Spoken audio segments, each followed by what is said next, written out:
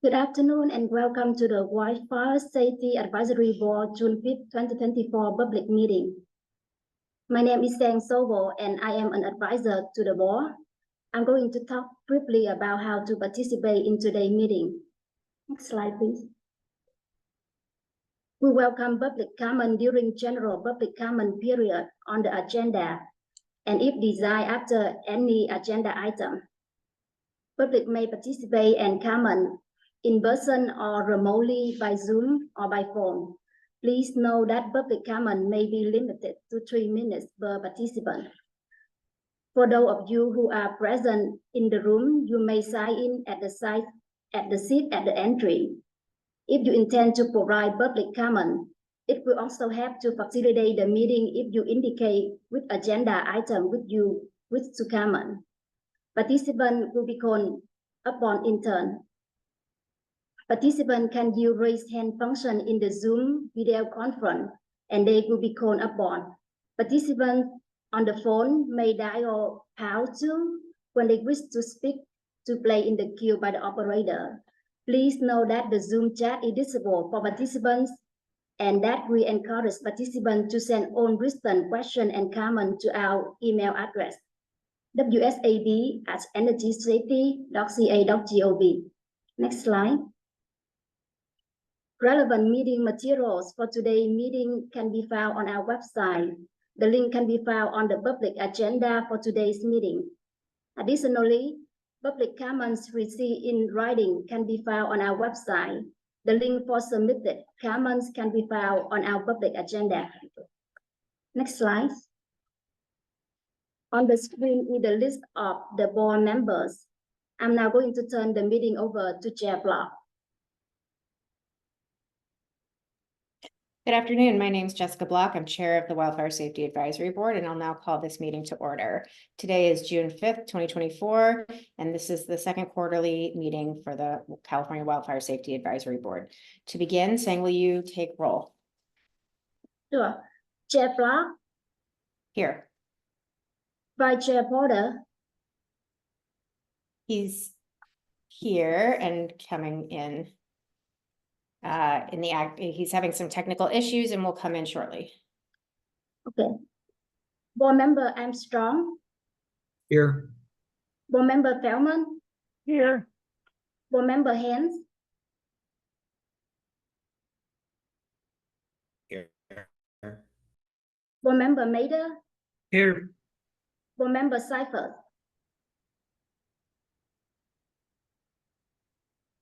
Board Member Seifert will not be able to join the meeting today. Okay, thank you. Okay, I'd like to thank my fellow board members for being here today. Thank you, Office of Energy Infrastructure Safety, for Rain Vasquez, and I'm sorry I didn't get how to pronounce your name, but Nu Kang, I'm hoping. Thank you for supporting the meeting and making it a success in a hybrid setting. I'd like to welcome our new supervisor, Mark Wenzel. I'd also like to thank our advisor, Sang Sobel, and our former advisor, Jonathan Frost, for all the work they've done to get us to this point. We have a new analyst, welcome, Unique Coleman, and our staff administrator, Marianne Aguayo. Thank you for everything you've done to get us here. Thank you everyone for assisting. I'd like to ask if Mark would like to say any opening comments. I'm sorry I didn't give you any warning on that. Would you like to say hello? Hi, thank you very much. I'm excited to be here. My name is Mark Wenzel. I'm the new supervisor for the Wildfire Safety Advisory Board unit here at Energy Safety. Very much looking forward to supporting the work of the board. Thank you. Thank you very much, Mark. We're really happy to have you. I'm now going to turn the meeting to Marianne to review building emergency protocols. Marianne? Thank you. Yes, very quickly. So if we should have an emergency, we will walk out to the front door, exit, cross the street, walk down 8th Street for 2 blocks and meet on the corner of 8th and R Street. Okay. Thank you very much. Let's review the meeting agenda. In a moment, we're going to begin with public general comment for items that are not on the advisory board agenda, or not specific items, then we will review and adopt the meeting minutes for actually our last 3 meetings. So December 2023, February 24, and March 2021. We'll follow that up by an updated status, an update on the status of energy safety's work.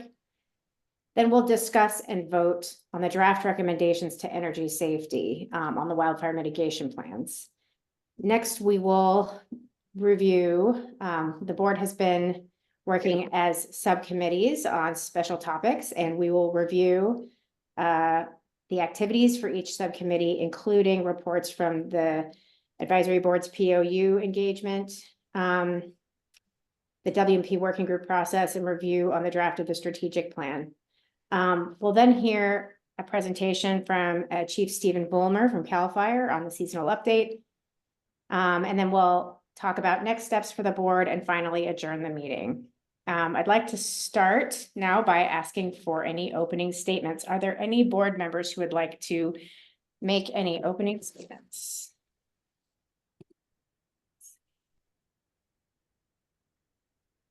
Okay, thank you very much.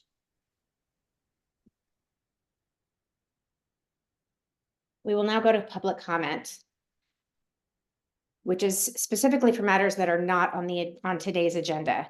Note that the public may also comment for each agenda item if desired. So tech support today, are there any public comments on the phone line? At the moment, oh, there is one raised hand. Great.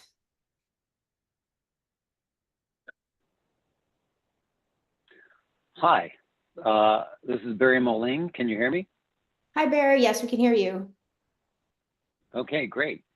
Well, I'm Barry Moline from the California Municipal Utilities Association, and I want to address item number 6 on the agenda. It's a little later in the meeting. It's the staff report on the 2024 Wildfire Safety Advisory Board and publicly owned electric utilities and rural electric cooperatives Wildfire Mitigation Plan Working Group Summary Report and Recommendations. Long title, has everything in it. And I'm speaking on behalf of the joint associations of CMUA and the Golden State Power Cooperative. I know this item is going to be discussed later, and unfortunately, I'm not available later today for that discussion. So I wanted to introduce that topic and say thank you. We do have a representative of the joint associations who's in the room in Sacramento with staff. That is Justin Wynn, and he's outside counsel for CMUA. Justin was involved in every aspect of this project and will be happy to answer your questions. Great. I want to thank thank you. I want to thank the board members, specifically Board Member Porter and Board Member Haynes, as well as staff for everyone's commitment to this process and their hard work in putting the working group report together. Everyone's insight and input was extremely valuable in getting the draft that we have today. Big work project. The joint associations believe that this was a very effective process, and it allowed for open and transparent dialogue between board members and the POUs and the electric cooperatives. The conversations were, we're able to delve pretty deeply into technical matters, and they created a space to discuss how POUs and cooperatives are approaching wildfire mitigation. And one of the key themes of the discussions was identifying ways for POUs and electric cooperatives to more effectively communicate the mitigation strategies that they are already using. So finally, the joint associations support the working group report that you have in your packet. We feel that the recommendations in the report are fair and will help improve the POU and co-op wildfire mitigation plans. And furthermore, the joint associations, we support the continuing to engage with the board on topics identified in section 11 of the report. We look forward to continuing these efforts throughout this year and into next year. And again, Justin Wynn is available to engage in dialogue and answer your questions later when this issue comes up. So thank you, Chair Block. Thank you, Barry. Sorry you can't be here for that agenda item, but we appreciate your coming at the beginning and making your comments. We look forward to next steps. Thank you. Are there any other comments on the phone? I do not see any raised hands at the moment. Are there any hands in the room? No. Okay. How about public comments on Zoom? No comments on Zoom. Right. What about the advisory board's email box? Unique, do we have any email communication? No email communication.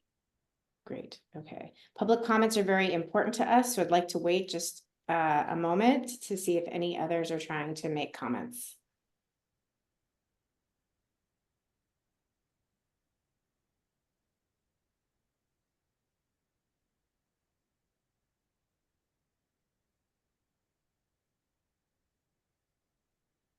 Unique or new, are there any additional comments or hands raised for the phone, Zoom, or email? None from my end. Okay. No comments.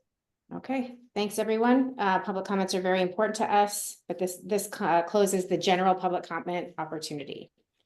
Next, we will go to approving our past meeting minutes that we haven't been able to approve. And Chair, as we move to this next item, I Yes. think we should confirm that Chris Porter has been able to join and participate. Thank you. Chris, are you here? I think then we need to take a 5-minute break and make sure that IT can support his re-entry to the meeting. He messaged that he needs a new panelist invitation. New, can you, are you in communication with him?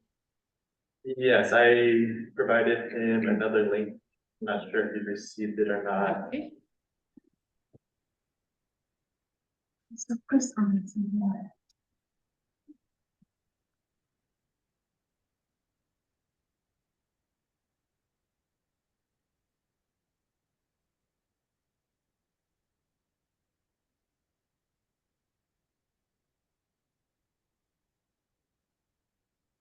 Shall we take a 5-minute break to make sure that our vice chair is here?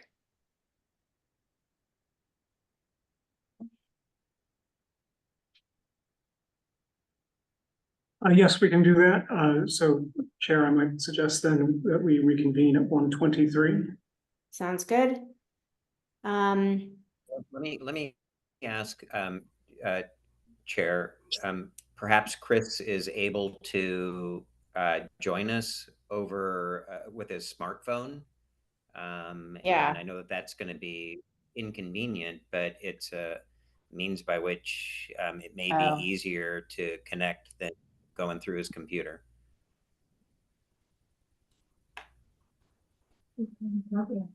Well, so I assume we're going on break though while this is sorted out. So it's not, I don't know if we can stop the recording, but we don't have to have this broadcast. Can we pause the recording and go on break? Yes, pausing recording. No, can you? We'll be back at 1:23. It's like 13. So he's doing the updating. All right, we shall resume our second quarterly board meeting for the Wildfire Safety Advisory Board. All of us that will be in attendance are now here. Saying, will you do a roll call? Sure. Chair Block, Here. Vice Chair Porter, Here. Board Member Armstrong, Here. Board Member Feldman, Here. Here. Board Member Haynes,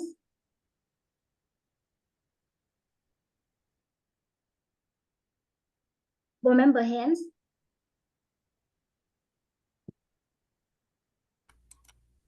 Here. Board Member Maida.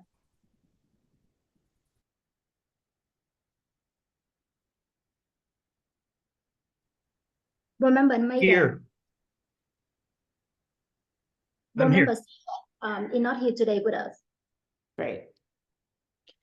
Okay, thank you, Sang. Let's go on to approving our past meeting minutes.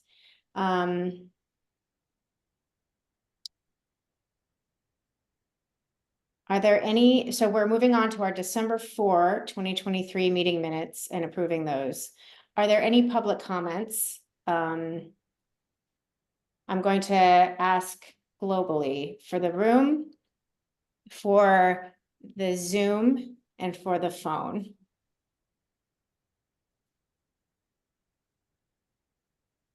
I did not see any public comments yet. Okay, and Unique, what about for email? No email comments. Okay. So for no further comments on the December 4, 2023 meeting minutes, I will entertain a motion to approve the minutes as distributed. Chair Block, I'd like to make a motion to adopt the meeting minutes from December 4th, 2023. Great, Second that. I'll second. great. It's moved and seconded to approve the meeting minutes as presented. Those in favor, well, should we, let's do a roll call vote, please, Sang. Board Member Armstrong. Aye. Board Member Feldman. Aye. Board Member Haynes. Aye. Board Member Maida. Aye. Board Member Cyphers. She's not here. Vice Chair Border. Aye. Chair Block. Aye. Thank you for the vote. The ayes have it and the motion is adopted. We've approved the meeting minutes for December 4, 2023. Next, I'll entertain well, actually, since I specified earlier, I'd like to open public comment for the remaining minutes for February 7 of 2024, as well as March 21, 2024. New, are there any public comments from Zoom, the telephone, or the room? I do not see any at this time. Okay, great. And Unique, are there any more on the email? No email comments. Okay, do I have a motion to approve minutes for February 7, 2024 as distributed? So moved. Spellman. Seconded, Vice Chair Porter. Great, it's moved and seconded. Let's go to approve as presented. Saying, will you take a vote for February 7? Sure. Board Member Armstrong. Aye. Board Member Feldman. Aye. Board Member Haynes. Aye. Board Member Maida. Aye. Vice Chair Border. Aye. Chair Block. Aye. Thank you. The ayes have it and the motion is adopted to adopt the meeting minutes for February 7, 2024. I will now entertain a motion to approve minutes for March 21st, our strategic planning meeting as distributed.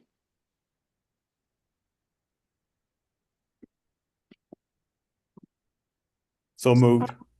I'll Excellent. second Spellman. Second, it's moved and seconded. Let's go to the vote as the minutes are presented. Sang? Board Member Armstrong. Aye. Board Member Feldman. Aye. Board Member Haynes. Aye. Board Member Maida. Aye. Vice Chair Border. Aye. Chair Block. Aye. And the ayes have it. Motion is adopted. We are now up to date, having approved our meeting minutes for March 21st, 2024 as presented. The next item is an update from Energy Safety. We'll hear from Jessica Teese from Energy Safety with an update from the office's activities. Jessica, thank you for being here. Welcome. Great. Good afternoon, everyone. Thank you. My name is Jessica Teese, and I'm a program and project supervisor in the Electric Safety Policy Division of Energy Safety, Infrastructure Safety.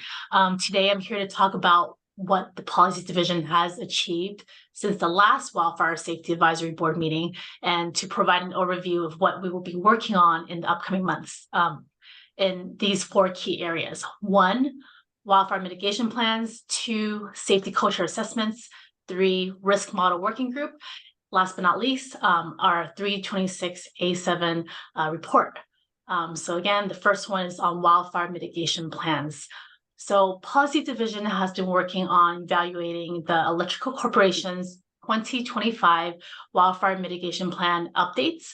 As a recap, policy division's approach to the WMP updates is new this year. Our 2025 WMP update guidelines limit what types of changes or updates the electrical corporations may report in their WMP update. So the intent is to better define the 3-year WMP cycle with a comprehensive and robust base year WMP and interim WMP updates that are concise and focused on significant updates to targets and strategies. So for the 2025 WMP updates, we've separated the electrical corporations into 2 groups. Group 1 includes Pacific Gas and Electric, San Diego and Gas and Electric, Southern California Edison, and Bear Valley Electric Service. Group 1 submitted their 2025 WMP updates on April 2nd of this year, and we anticipate issuing a draft decision or a revision notice for each electrical corporation for this group by July 2nd of this year. So Group 2 includes Pacificor, Liberty Utilities, Transbay Cable, Horizon West Transmission, and LS Power Grid California. Group 2 submission deadline for their 2025 WMP updates is on July 8th, in a month from now.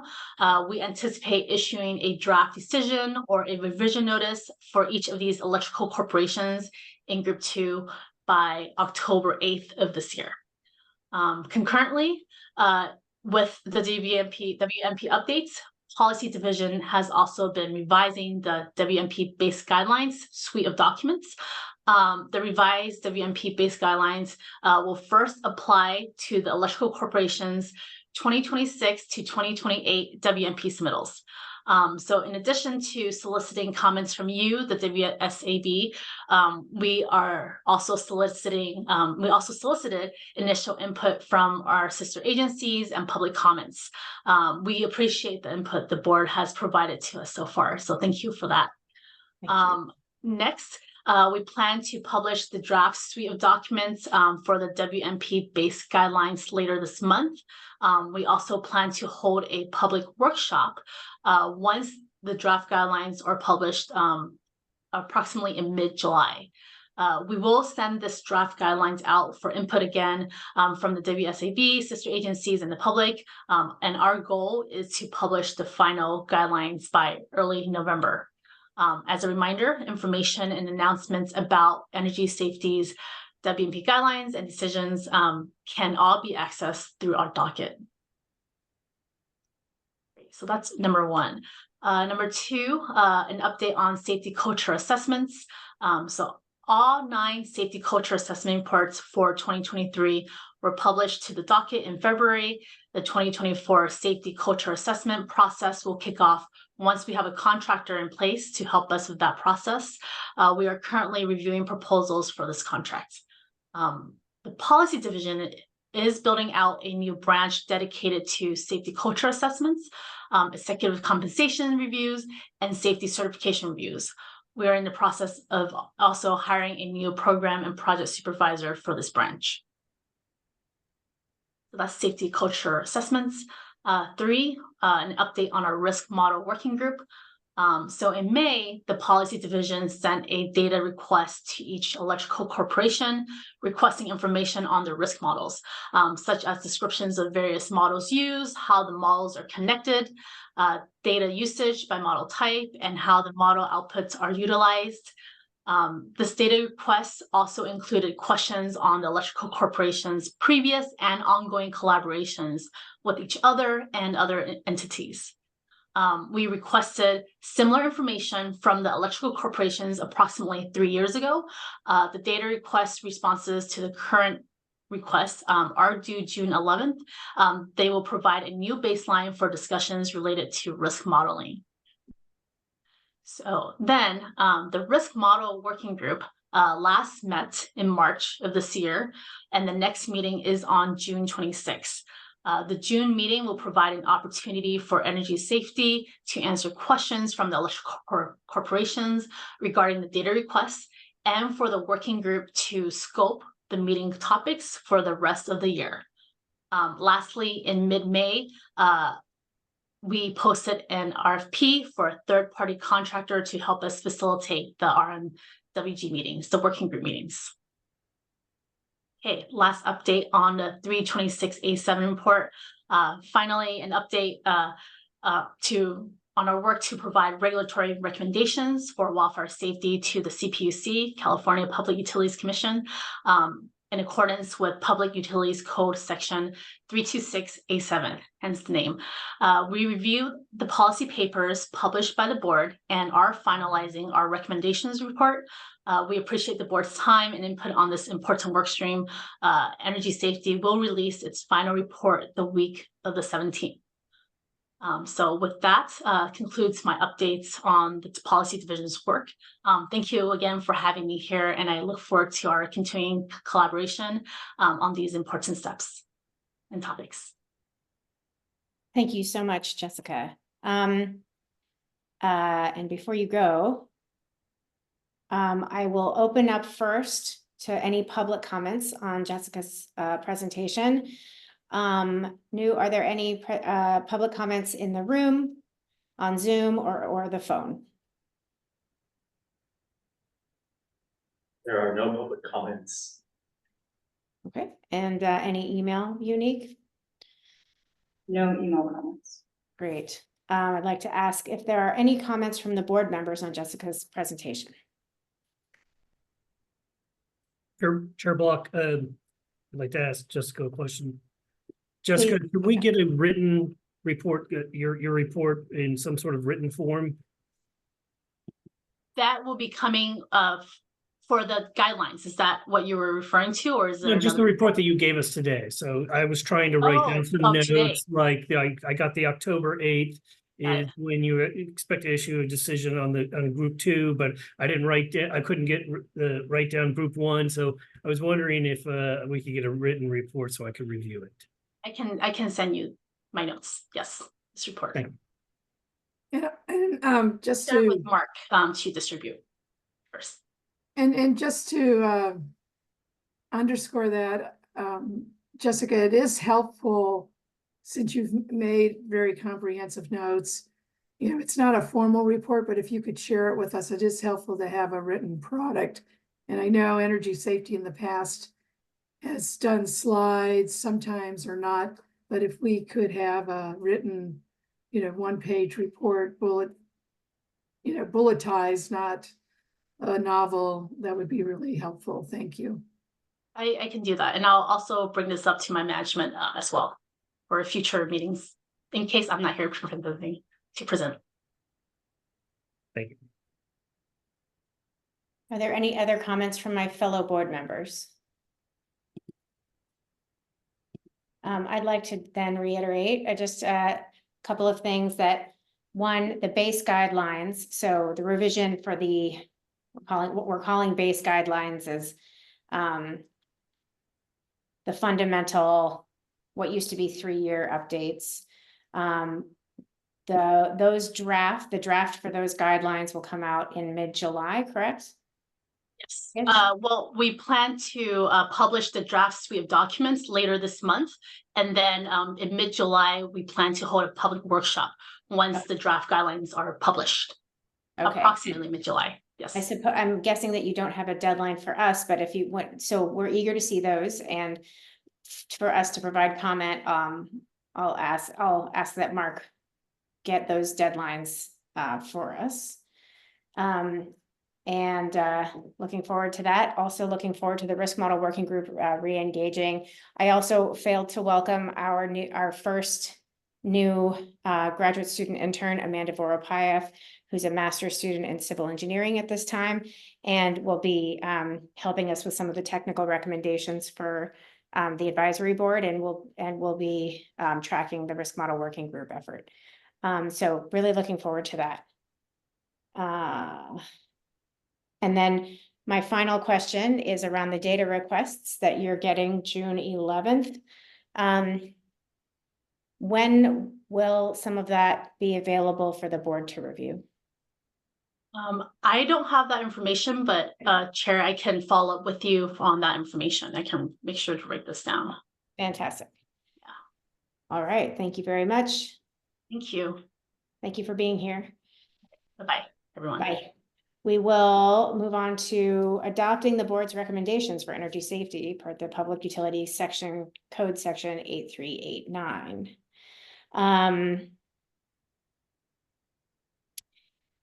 Sang, will you provide a summary for the recommendations that we have prepared? Sure. The Public Utilities Code 326 2B and 8389B13. The WSAB is required to make recommendation to energy safety on WMP additional requirements, performance metrics, and safety culture assessment annually. This year, in terms of WMP additional requirements, the board make the following recommendation for energy safety future WMP guidelines.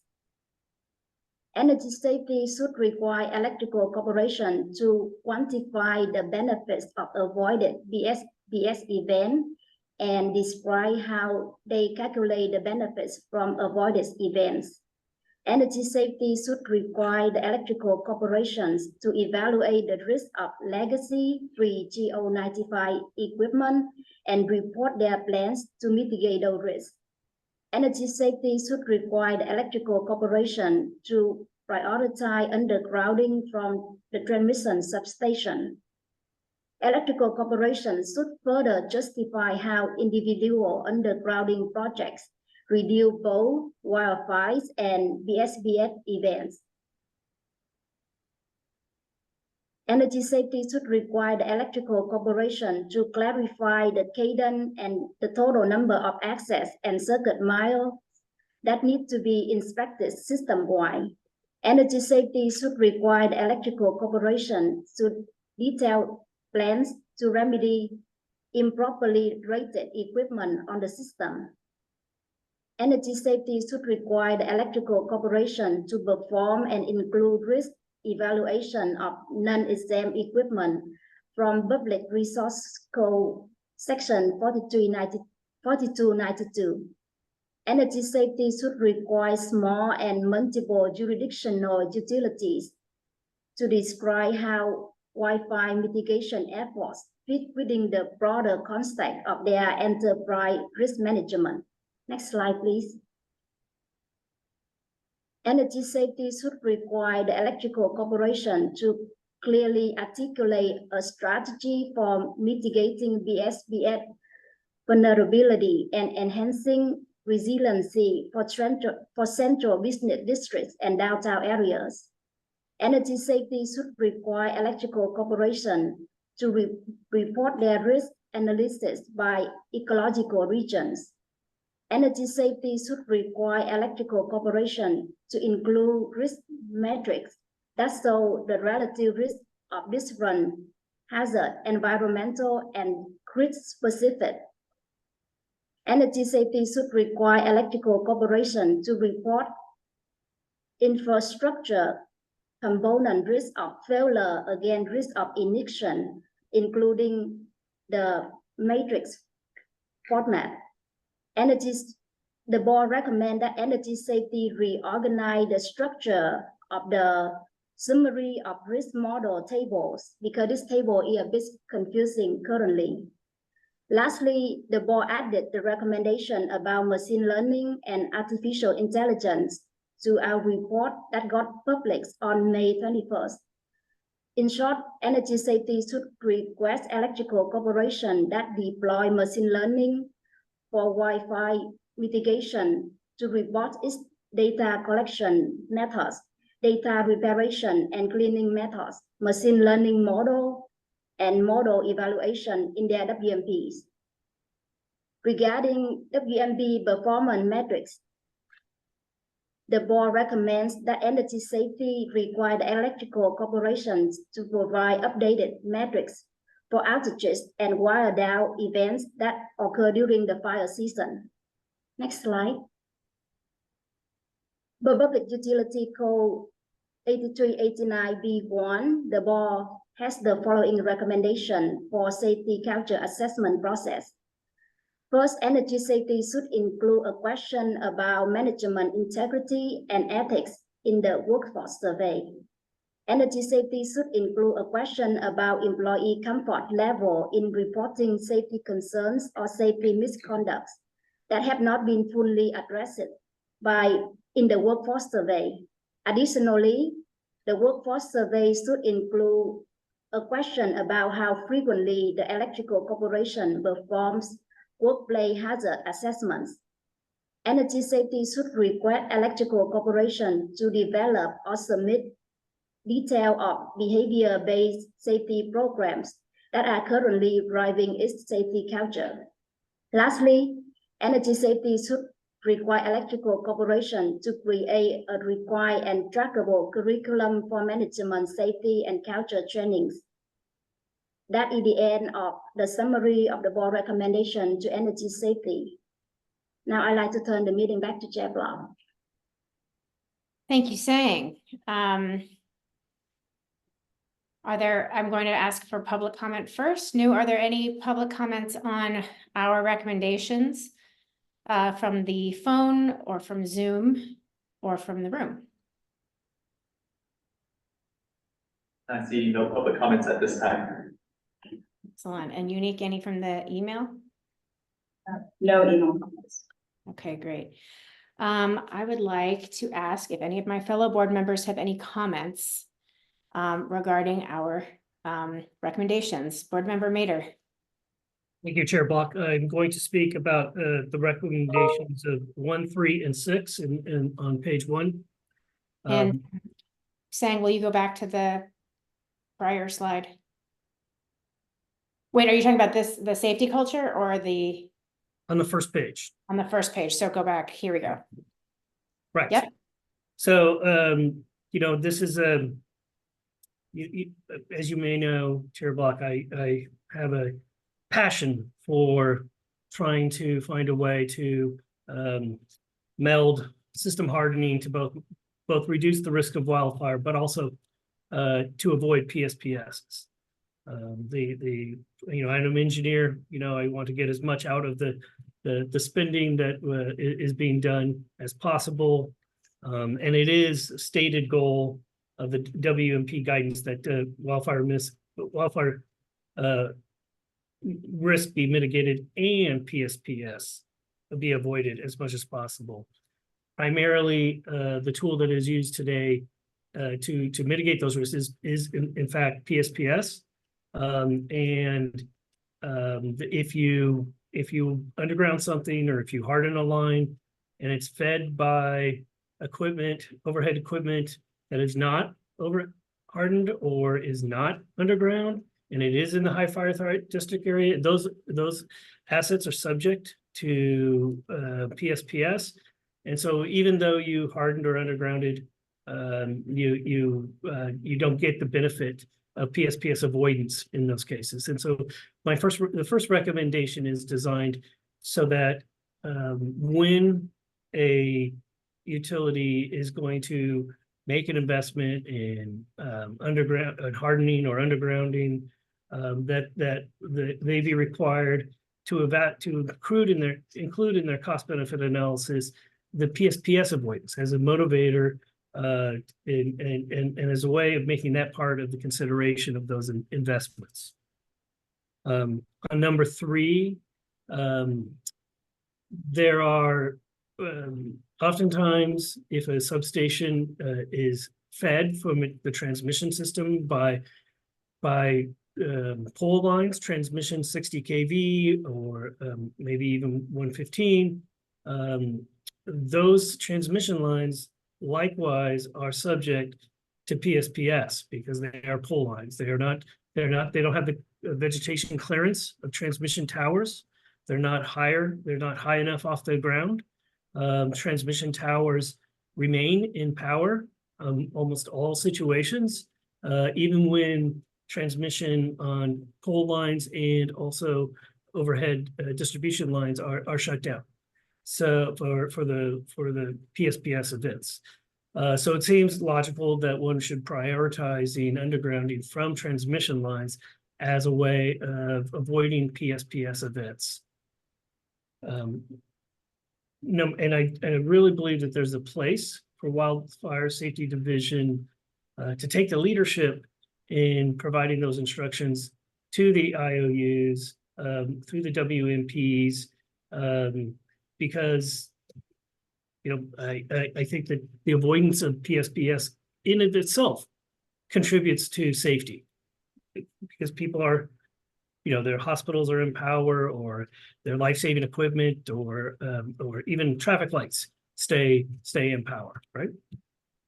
And lastly, number 6, this is what I call the low-hanging fruit type of risk mitigation. It is where you take equipment that is not non-exempt equipment, and you convert that to exempt equipment, meaning you have fuses that are not that do not arc, don't throw out arcs. The fuses, the exempt fuses are in ceramics. It contains the melting element that halts the fault current.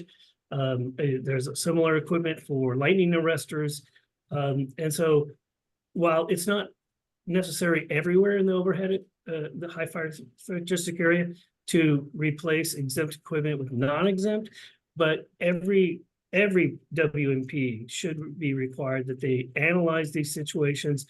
And like, if I can see, you wouldn't need to change out a non-exempt fuse if it's like surrounded by concrete.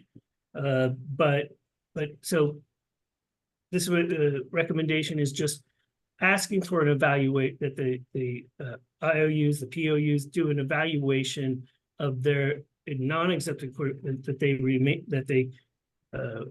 remains in the high fire threat district areas. Yep, that's into my comments. Excellent. Thank you for that overview.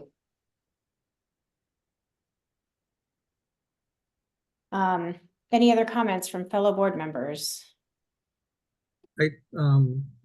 Chair Block, I just have a clarification question for board member Mader. Go ahead. John, on number 3, I'm reading that a little differently.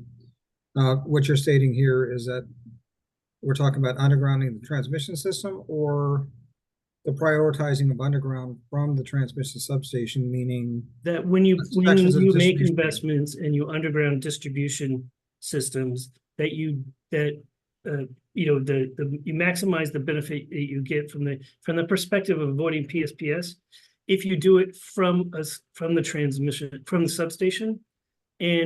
But if that substation is out of power because there's a necessary PSPS for a pole line and it's fed by a pole transmission line, then you don't gain that benefit. And so you should therefore consider perhaps prioritizing substations that are fed from transmission lines that are on towers.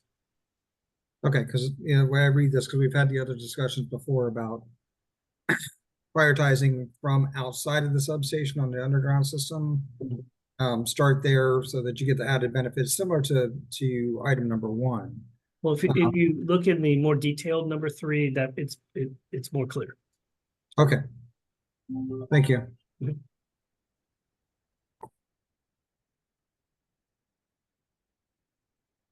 Thank you, Board Member Armstrong.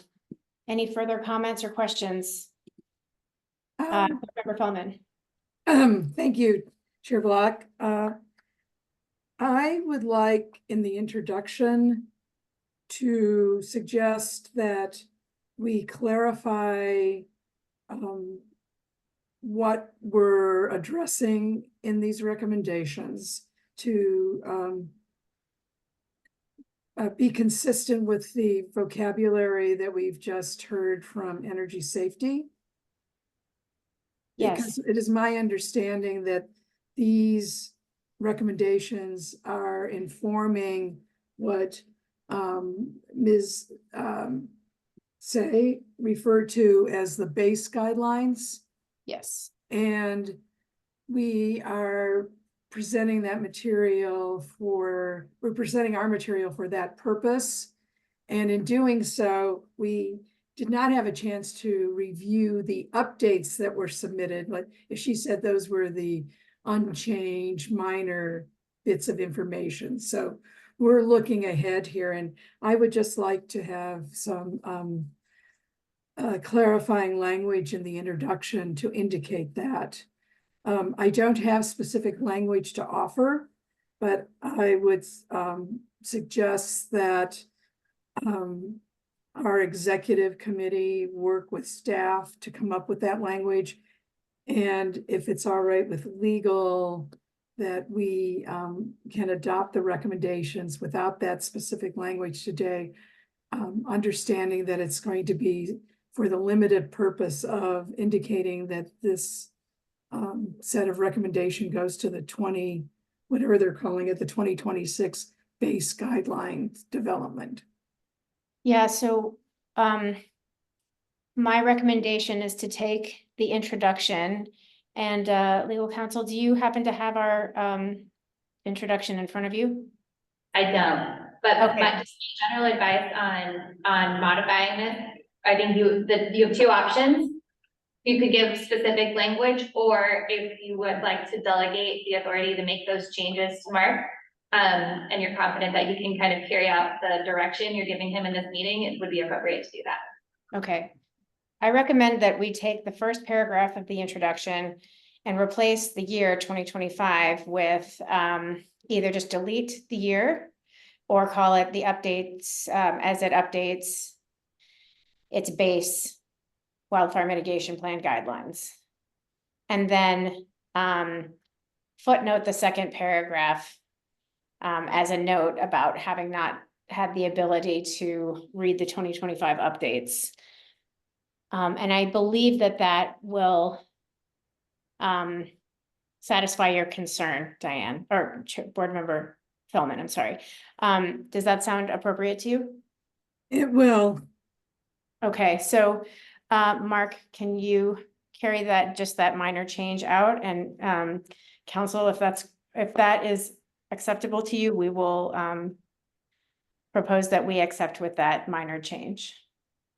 That would be acceptable. I just informing your motion, I would suggest something like, we adopt these recommendations after, with the instruction that Mark will make with delegating, I guess, the authority to make the changes as discussed in the meeting. Okay. Okay, will do. Thank you. Thank you, Board Member Feldman. Any further comments from board members? I'd like to make a comment saying, would you go to the next slide, please? I have two comments here. For number 9, the risk analyses by ecological regions or PIROMs.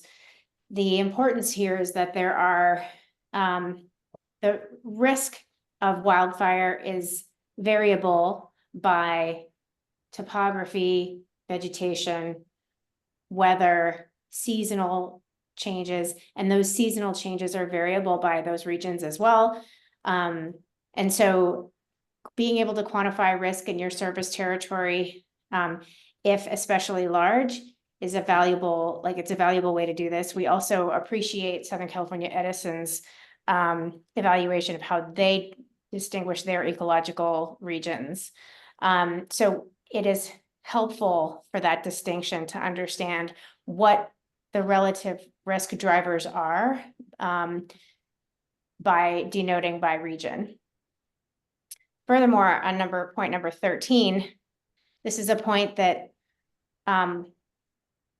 is just an opening of the concept of looking into the machine learning methods that are in wildfire mitigation plans and additional analyses that are being discussed in the risk model working group. Machine learning methods have been in the wildfire mitigation plans throughout their life, but not reported in detail. These are important techniques for energy safety to understand in order to be able to evaluate how those tools will be evolving over time. Making sure that there is clarity in the analysis, making sure that they're not double counting or ensuring for, I guess, appropriate analyses in the technique. So with that said, the machine learning methods and model descriptions are just in its most basic terms outlining how to provide the details in the machine learning methods and how the data is detailed, which sounds quite in line with what Jessica Teese had reported on the data requests. So looking forward to supporting that for energy safety into the future. Those are my end of comments. Are there any more comments from the board? Okay. Seeing no further comments, I'll entertain a motion to adopt PUC. Chair Block, I move that we adopt these recommendations with the understanding that Wildfire Safety Advisory Board staff will revise the introduction as discussed to reflect the discussion in this meeting. Well said, Board Member Mader. Do I get a second? I'll second that, Feldman. Excellent. So it's moved and seconded that we will adopt our recommendations to energy safety with the caveated instructions that staff will adopt based on this discussion. We'll revise the introduction to reflect the discussion in this meeting. Thank you very much, Board Member Mader. Yes, so for the introduction, so changes in the introduction. Can I get, Sang, would you do a roll call vote, please? Board Member Armstrong. Aye. Board Member Feldman. Aye. Board Member Haynes.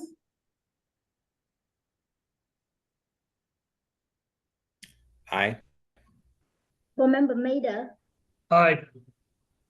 Vice Chair Border. Aye. Chair Block.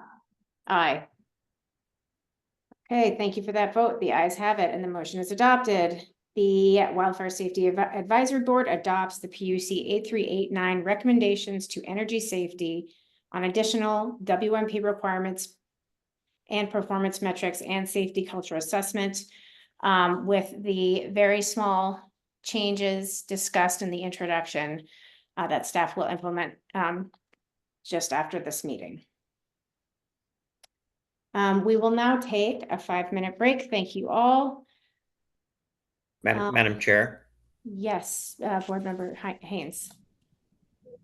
I just observed that, it took us a half hour to get the meeting started. We've just hit our rhythm, and unless necessary, perhaps we could not take the break and just power through the remaining issues that we have on the agenda.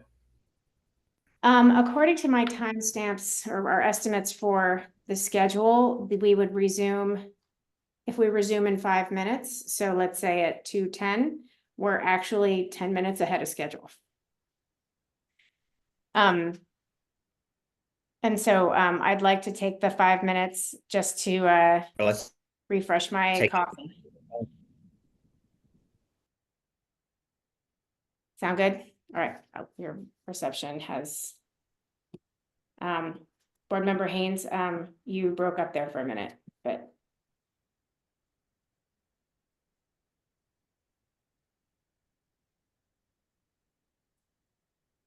So.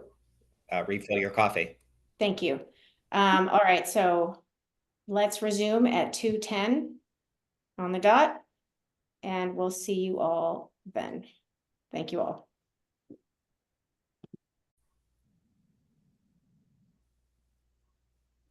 Welcome back to the Wildfire Safety Advisory Board meeting. We will turn to the Advisory Board Committee updates. for a period of time now, we've been breaking into Bagley Keene groups or groups of two to do more detailed work on specific topics for energy safety. I'd like to start with the POU or Publicly Owned Utilities Subcommittee Group, organized by Tim Haynes and Chris Porter. I think I will turn it to Tim and Chris to kick it off, and then Sang can present your report. Yeah, thank you, Chair Block. I'll start. So back in December, when we issued the recommendations for the POUs, we recommended a number of recommendations. However, we also recommended that we create a working group to create better transparency, to better communicate intentions of our and context of our POU recommendations over the last 4 years.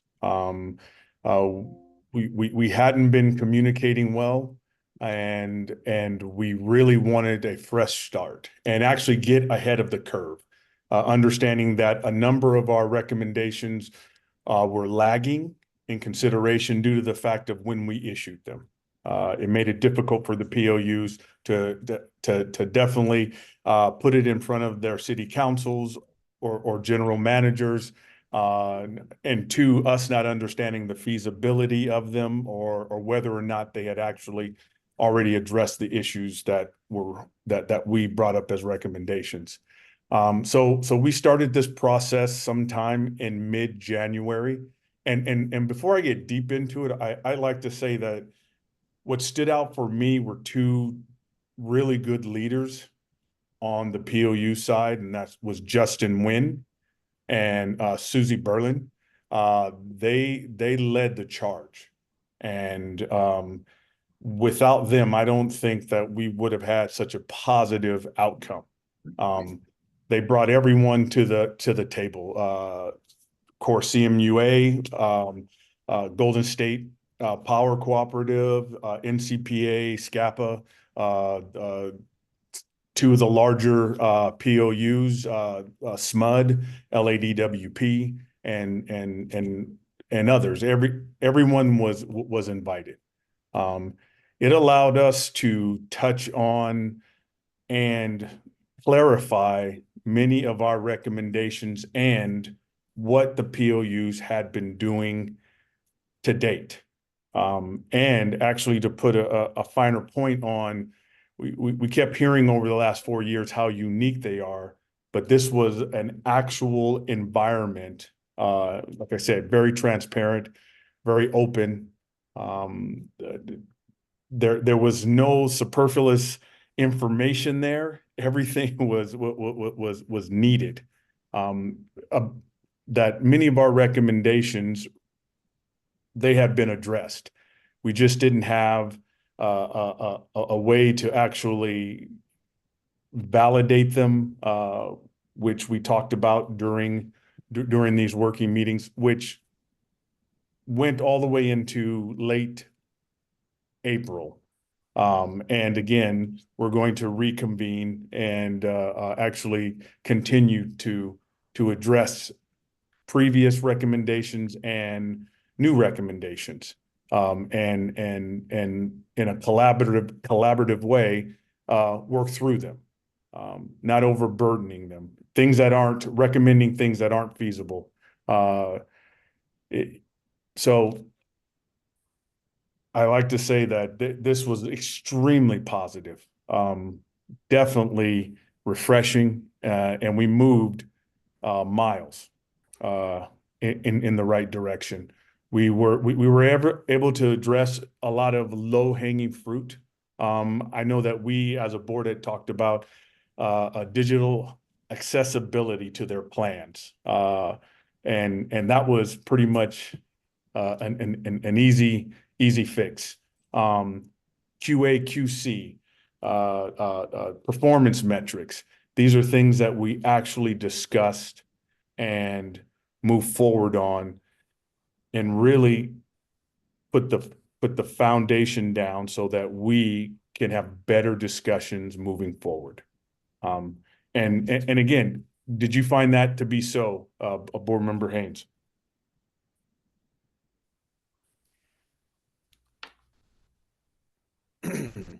I would agree with everything that Board Member Porter said. One of the things that I think that hadn't been that Chris didn't touch on is that we put a pretty heavy burden on staff during this process, and you see that reflected in the ongoing notes that they had from the regular meetings that we had conducted with the POUs. That really gave us the opportunity to be able to make progress, because over time, what we were able to do is narrow any open issue that we had, but make sure that we kept it in front of us. And as we closed them out, we documented that and put it on the side. And that was to staff's credit and to our benefit. And so I would just point that out. The other thing that we had been cognizant of as we were going through this process is that we had promised the board that we would find a way to circle back and give you some preliminary feedback before we came and asked you to adopt the recommendations that have come out of this effort. And that's what's reflected here. These are presented to you as preliminary recommendations. We're confident that they are worth your support at the appropriate time, but this brings them back to you for your opportunity to be able to provide your input and guidance as we work toward being able to finalize these recommendations to the board at a later date.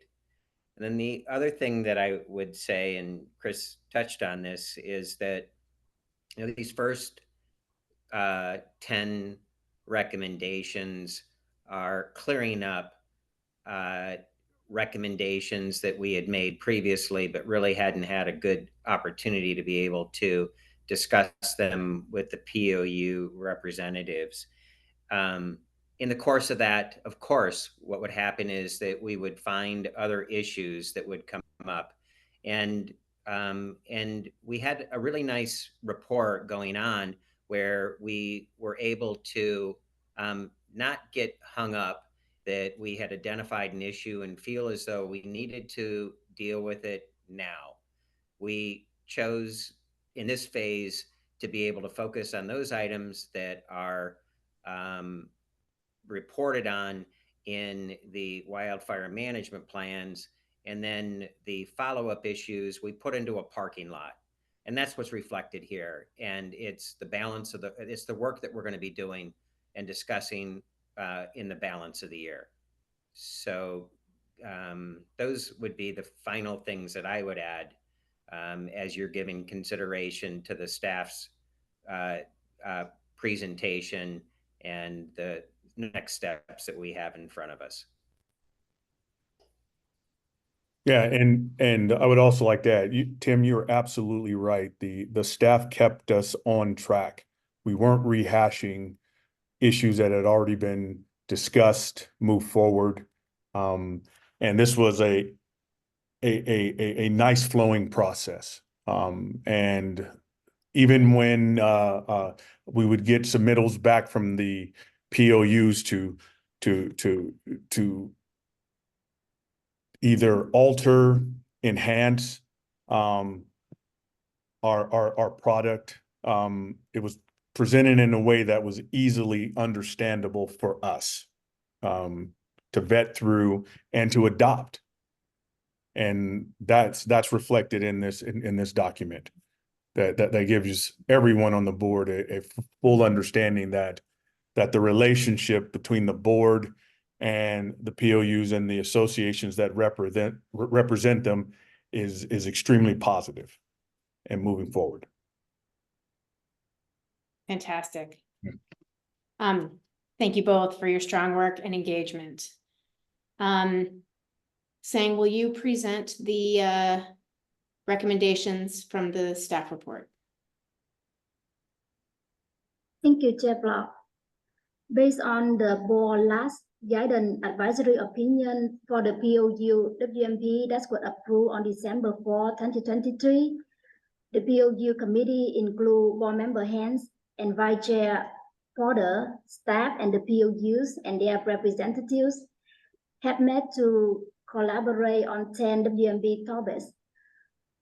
POU representative bodies include the California Municipal Utility Association, the Northern California Power Agency, the Southern California Public Power Authority, and the Golden State Power Cooperative.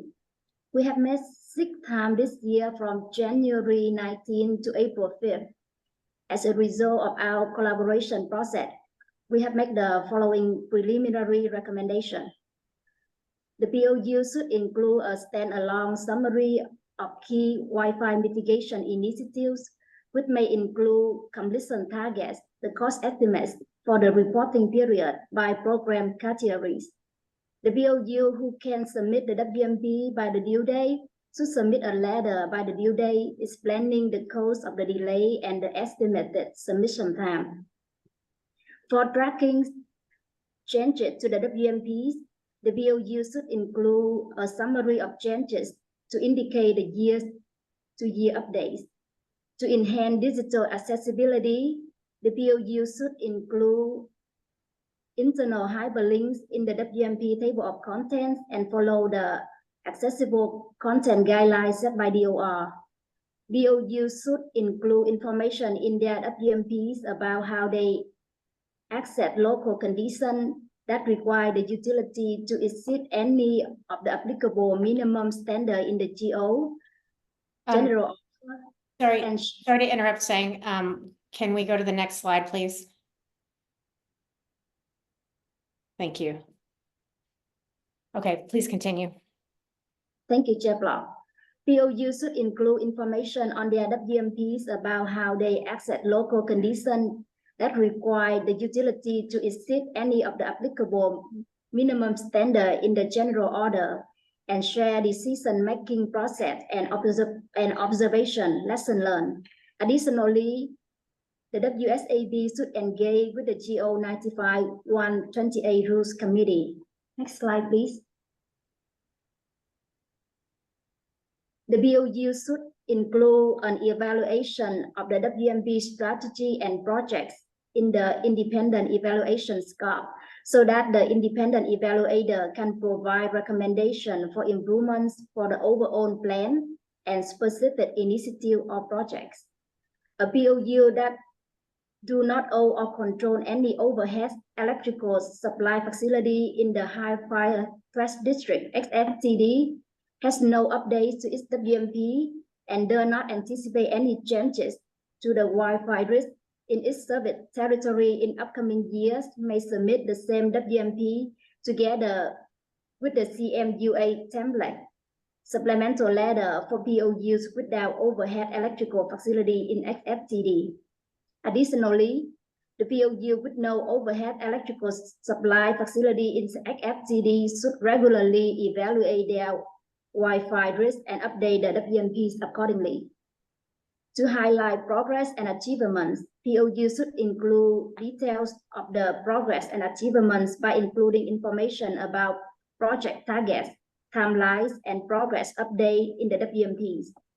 POU should provide description of their QA/QC programs, lesson learned for inspection and maintenance programs in the WMP. The board recommends that the POUs use the CMUA 2024 revised metrics template to develop their own metric table and provide information in the updated section of the context setting template. Lastly, the WSAB recommends continuing engagement to refine the list of future topics and develop an action plan of the activities. That concludes my summary of the staff report on the 2024 WSAB BOU WMP working group. Thank you. Thank you, Sang. Thanks for that presentation and for the opening comments from the committee members. Are there any public comments new from Zoom or the phone or the room? I do not see any public comments at this time. Okay. I'm looking at Justin just to make sure. No comments? Great. And then unique from the email address? No email comments. Okay. Board members, are there any comments on this summary report, draft report?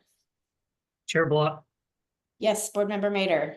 So first I want to thank Board Member Porter, Board Member Haynes for the amount of work as well as all those involved. There's just a lot of good common sense stuff here.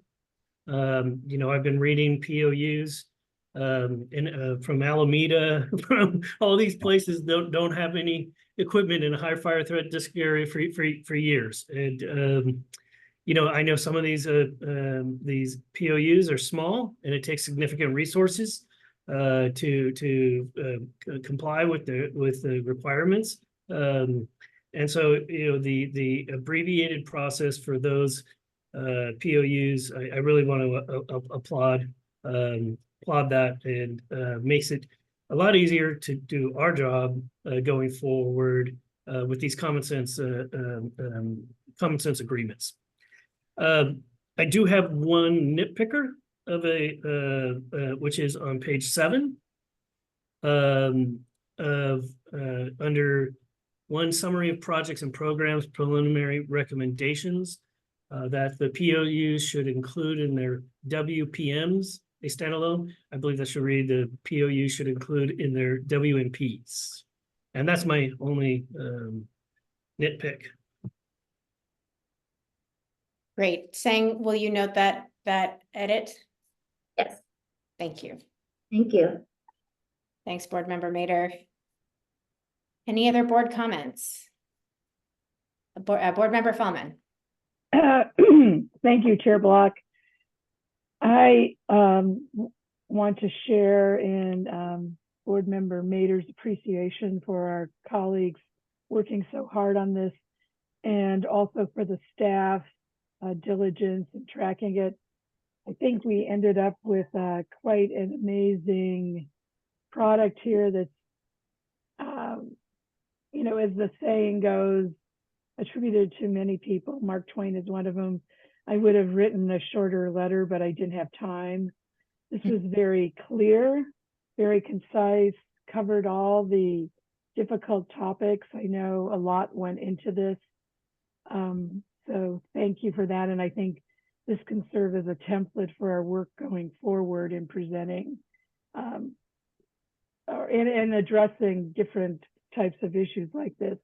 I also want to acknowledge the publicly owned utilities and their participation.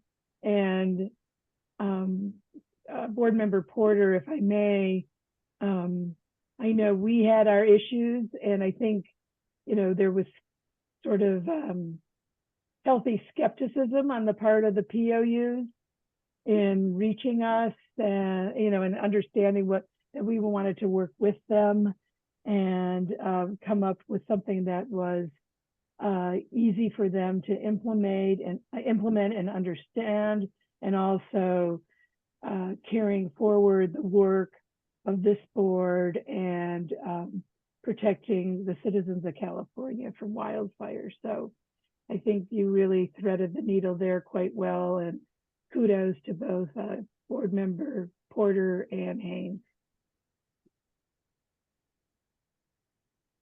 Well said, Board Member Fellman. Any more comments from the board?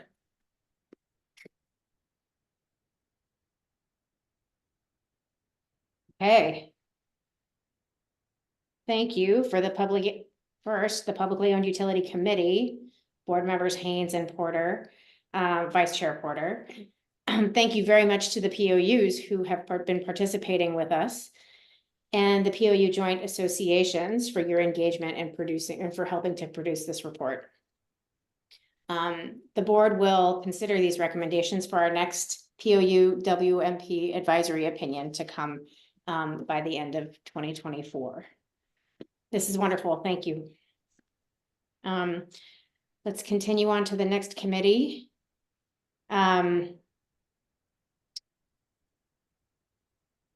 Let's look at the so the policy committee. The Policy and Utility Safety Culture Committee. The Policy Committee has been very busy this last year, playing a very important role in developing our draft strategic plan. Thank you to board members Feldman and Haynes for their efforts. This was in particular a very important process to me as chair, that the 7 of us as a whole and the entire staff as it stood on the date we met to be together in person to speak our minds about where we've come from in a tumultuous time, that being a global pandemic and also becoming a very new advisory board under a very new agency. Well, a division in an agency that then went to an entirely new agency, that we make sure that all 7 of us and our staff had equal voices and an opportunity to speak on how we would move forward into the years into the future.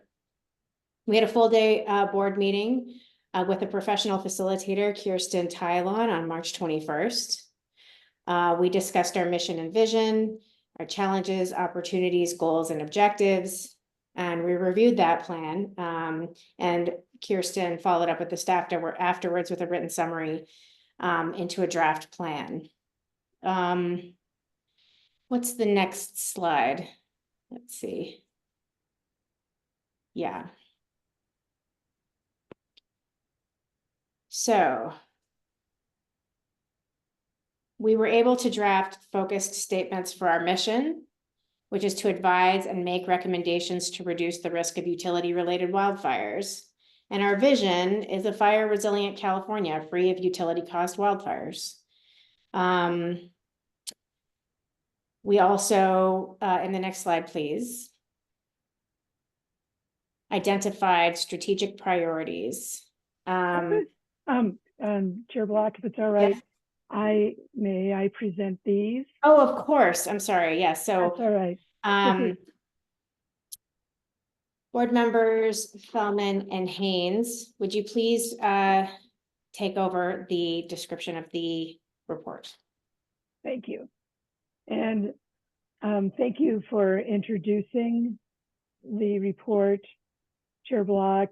Your insistence that we all meet in person and sit down and do this was a very important catalyst in having us really think about what we've done, what the work we've done since the inception of the board 4 years ago. Our first meeting was in January of 2020, 4.5 years ago, and the type of work we want to do going forward.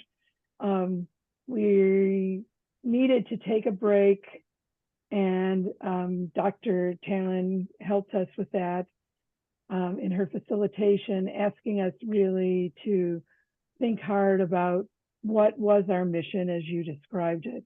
And based on our mission and then our vision, we came up with a draft strategic plan, as well as some next recommended steps, which board member Haynes will go over. In terms of our draft strategic plan, one of the things that stood out for me in our work that we did as a committee, and also just in the meeting itself, that the strategic plan of any agency is an opportunity to collect thoughts, to hone in on what's important, to prioritize. It doesn't necessarily mean that the agency will, or entity will do everything that's in the strategic plan. However, It is it's sort of a roadmap. It is a roadmap with, I would say, several possible destinations. So as we develop and implement the strategic plan, we may or may not end up where we thought we were going to end up, where we think we're going to end up today. So I just want to put that on the table for the rest of the board. So just summarizing our priorities, everyone can see them on the slide. But what is really going to be important to us, and the strategic plan priorities will also serve as a reminder that when we do get buried in weeds, that we look at the 50,000 foot level and remember what we need to do our work. And the first and second priority really kind of blend together, which is building collaborative relationships, reaching out to experts in the field, the utilities, both the POUs and IOUs, the communities and their governing boards in fire threat areas, and our governmental our partners such as the PUC, Resources Agency, and especially energy safety. And I want to also underscore and emphasize the importance of our staff in doing this effort. We are a part-time board. I would say we're even less than part-time. We're a per diem board. And we all, having known everyone since the inception, and even though I've only known board member Haynes a shorter period of time, I can say without hesitation that all of us are committed to the mission of this board, and the staff will help us execute that. And frankly, as indicated in the prior topic, is the engine that drives this train. So pardon the hoarse voice. And the final thing is that always we want to keep in mind, how do we meet our statutory obligations? And we have set some processes in place, some of the bureaucratic things that we started with have fallen by the wayside. And with our new staff coming on, who you introduced today, Mark and Unique combined with Sang, we will have an opportunity to hear what they need, discuss what the board needs, and develop an approach where there are protocols that make everybody's life easier in meeting our statutory obligations. So the next step for our committee will be the implementation plan, and I'm going to turn it over to board member Haynes to talk about that. Thank you.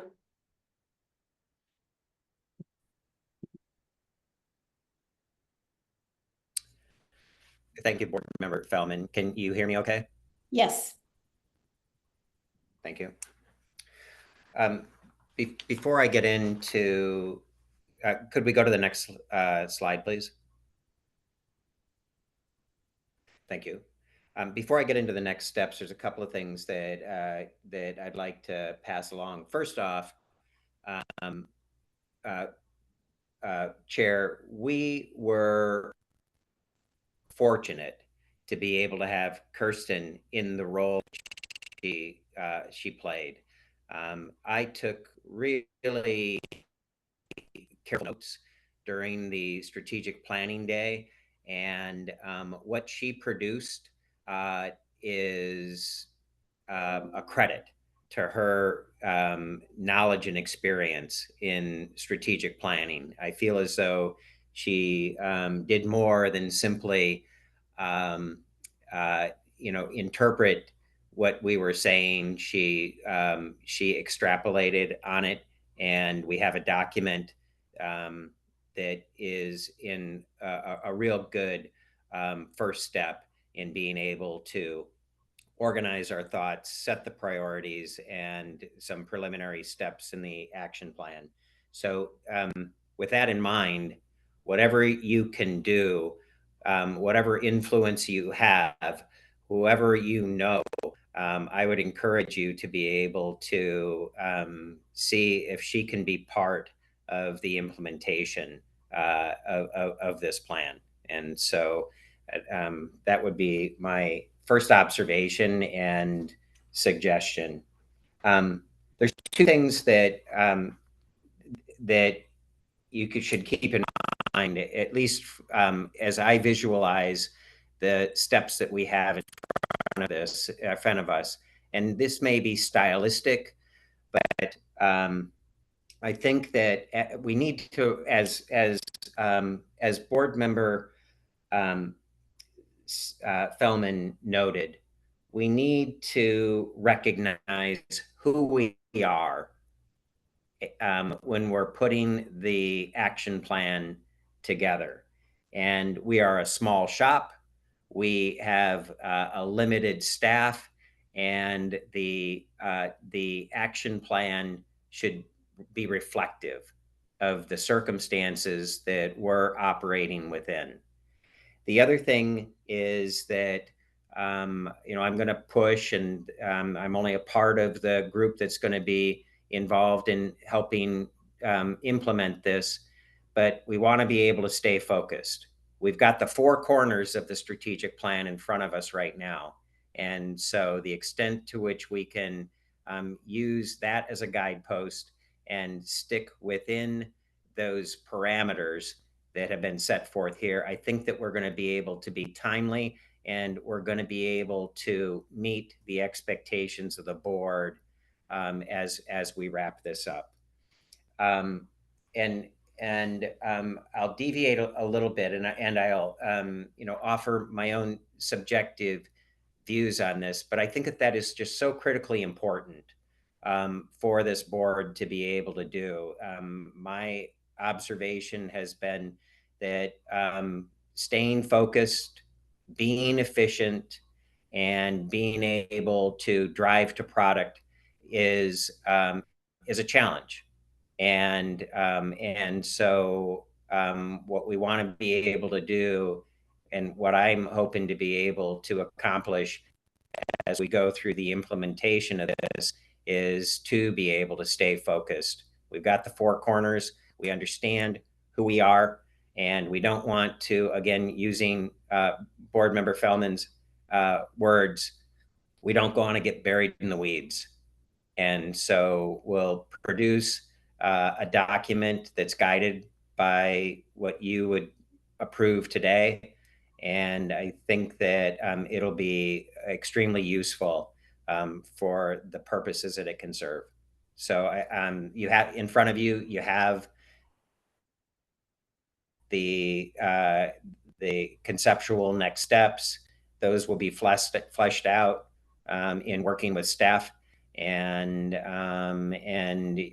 this is but the second step in a multi-step process in order to be able to finalize the document in meeting our vision and mission. So that's those are the thoughts that I have. Fantastic. Thank you very much. Let me just take. Okay, so what I'd like to, so I hear you that it would be really great. Kirsten Tylon was a wonderful asset for us, and she kept us on track and was able to help deliver this wonderful report with good structure for our vision and execution. Next steps are the implementation plan. It would be great to have her involvement. The strategic plan, the strategic goals are for a 3-year period. And so in order to do that, I'd like to make the request to staff led by Mark Wenzel to start assigning responsibilities and a schedule for setting up that implementation plan. I'll ask them to work with board members and their committees to prioritize what's valuable in the committees and as they pertain to those strategic planning goals.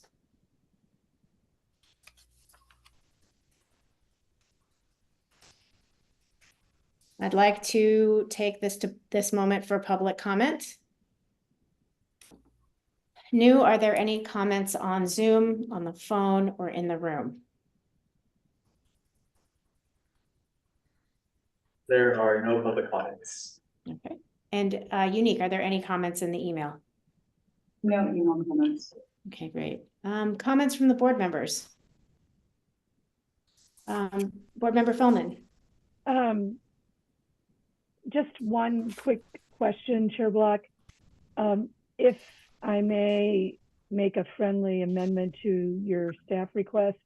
Yep. What I suggest is that staff meet with the policy committee first and come up with a template of what we want, what we feel is needed from each committee, and that can serve as a guidepost for the conversations with the committees, and then staff can consolidate those conversations, bring them back to the policy committee, and we can shape that into a proposed implementation plan. I think that's great. I support the recommendation. I also want to express my deep, deep appreciation for the policy committee, board members Haynes and Fellman, for really digging in and making this a reality. This was a challenge to get on the schedule. It was a challenge to get us in the room. This was a really important step for us, and I'm really grateful for all the time and dedication that you put to this to make it happen. So I really look forward to you directing the next steps. That sounds great to me. So in revision, Mark, will you work with staff to first check in with the policy committee and then work on framing the implementation plan and providing a progress report on these activities for Q3? Yes, we can do that. Wonderful. Any other board member comments? Wonderful. So, seeing no further comments, I entertain a motion to approve the Wildfire Safety Advisory Board's first strategic plan. Chair Block, if I might, staff noticed after the publication a few minor errors that require correction. Okay. If we could suggest that the board delegate to staff the ability to make typographical corrections and other minor corrections, and then publish the document upon approval. Okay. And these are minor typographical, correct?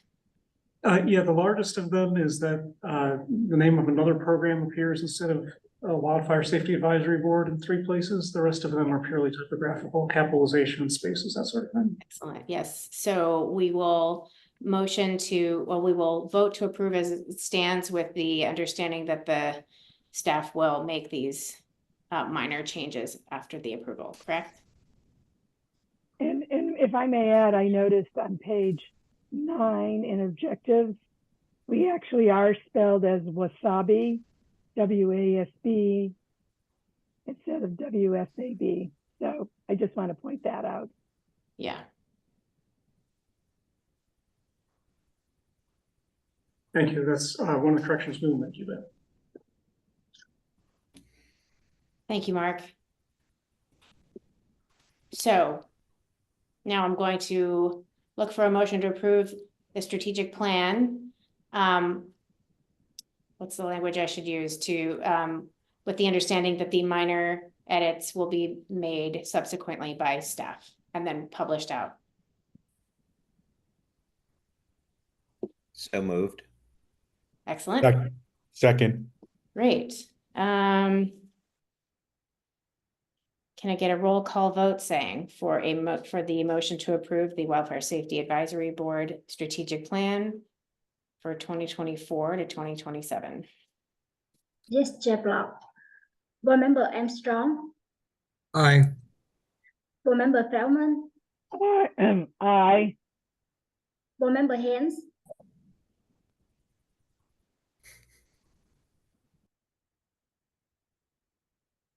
We didn't hear you. Board Member Haynes. Let me try it again. There you Aye. Board Member Mader. Aye. Did you hear Yes. Vice Chair Border, Aye. Chair Block. Aye. All right, the ayes have it and the motion is adopted.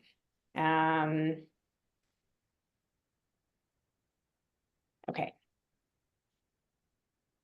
Next on the agenda are the further Wildfire Safety Advisory Board committee updates. So the next committee is Grid Hardware and Technology, organized by board members John Mader and Ralph Armstrong. Do you have any updates?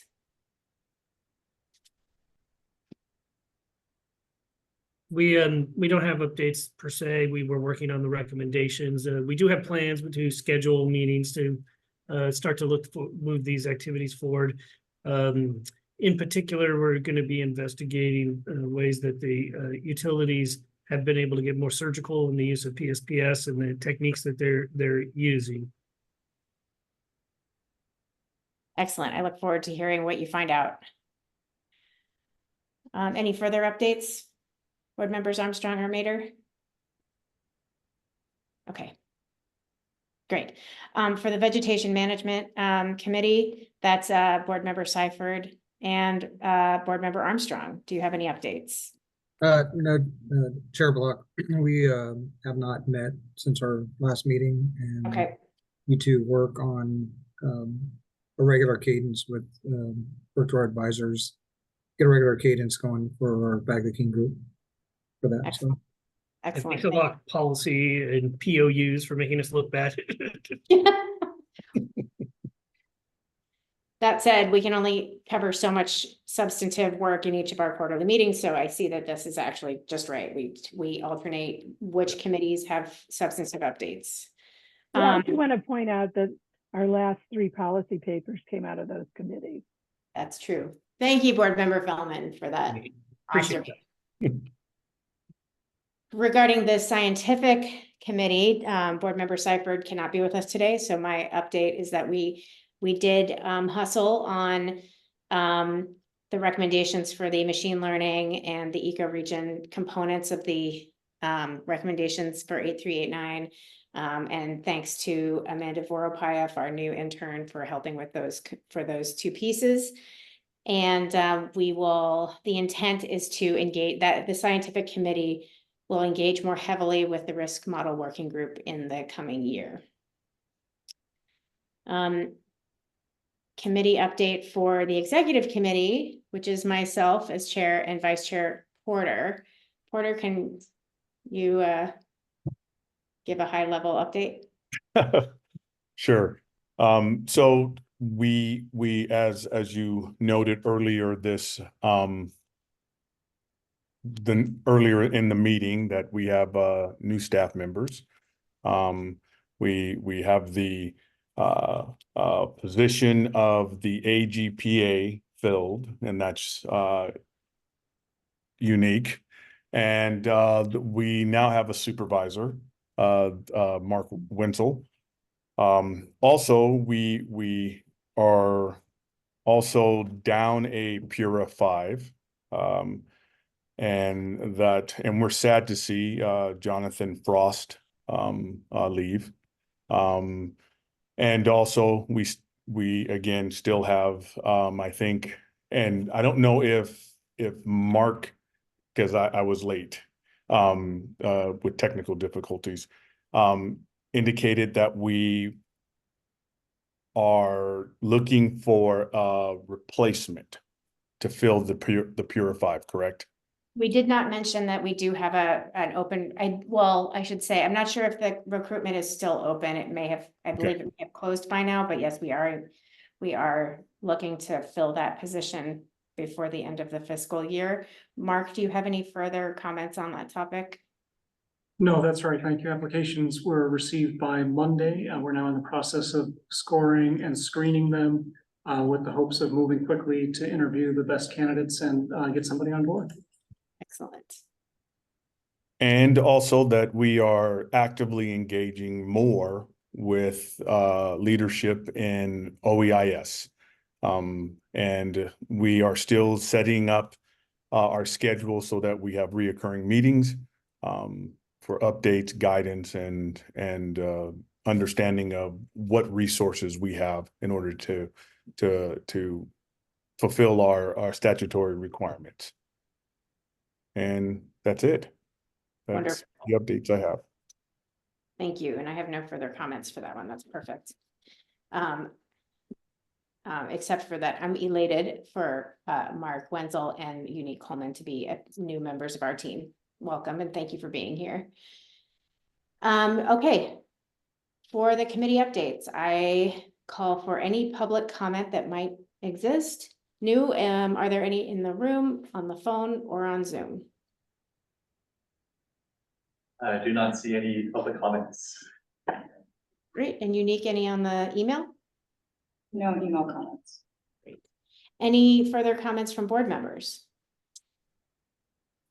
Fantastic. We shall move on to our next agenda item, getting an update from CAL FIRE.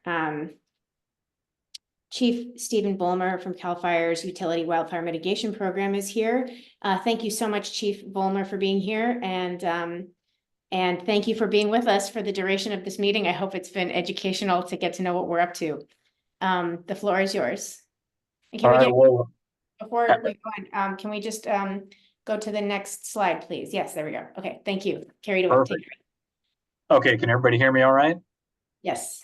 Perfect. So thank you for having me. And yes, your meeting was definitely very informative, especially the I took a bunch of notes here. The bit where you guys are looking at working with the POUs and reducing the WMPs that the POUs have to submit. That is huge. So part of my job in the Utility Wildfire Mitigation Program is that we review a lot of those WMPs. So having a few less to review is always a good thing. So, but I want to thank you guys for inviting me, and I'll provide you guys a little bit of an update to the 2024 fire season. That's pretty much started over the last 2 weeks. You have the PowerPoint there pulled up? Okay. Yes. Can you see it? I do not have it yet. It's up and I can see it. So I wonder. I still see the slide with my name on there. Oh, next slide, please. Oh, there we go. Okay. Okay. So this is a picture from the Mount Oso Lookout in Santa Clara County. It sits up on the ridge between the 101 and the 5 freeways out near Patterson. The fire in the background is the Corral Fire that occurred last weekend. It burned a little over 14,000 acres. Started in the Lawrence Livermore area and basically ran all the way out towards Tracy. The one thing about these fires this time of year, especially in that Altamont Pass area, they are known for being very strong wind-driven fires, and a fire spread of 10,000 acres is very common for that area for a given day. I worked out there from 2002 to 2006 in the Morgan Hill Pacheco Pass area, and it was extremely common for us to get these 5 to 10,000 acre fires like this at the beginning of the season. So next slide. So with the weather discussion from May all the way until June, the slide on the right shows the percentage of average precipitation. So you can see a lot of red in that slide. That's representing that there has been very, very little precipitation across the entire state from May 4th until June 2nd. The only areas that have received some precipitation are along the southern area of the San Francisco Bay down towards Monterey, and then a little bit inland, as well as some areas up towards just above Sacramento, up towards the Chico, Lake Shasta area. The picture on the left side shows the departure from average for the temperature.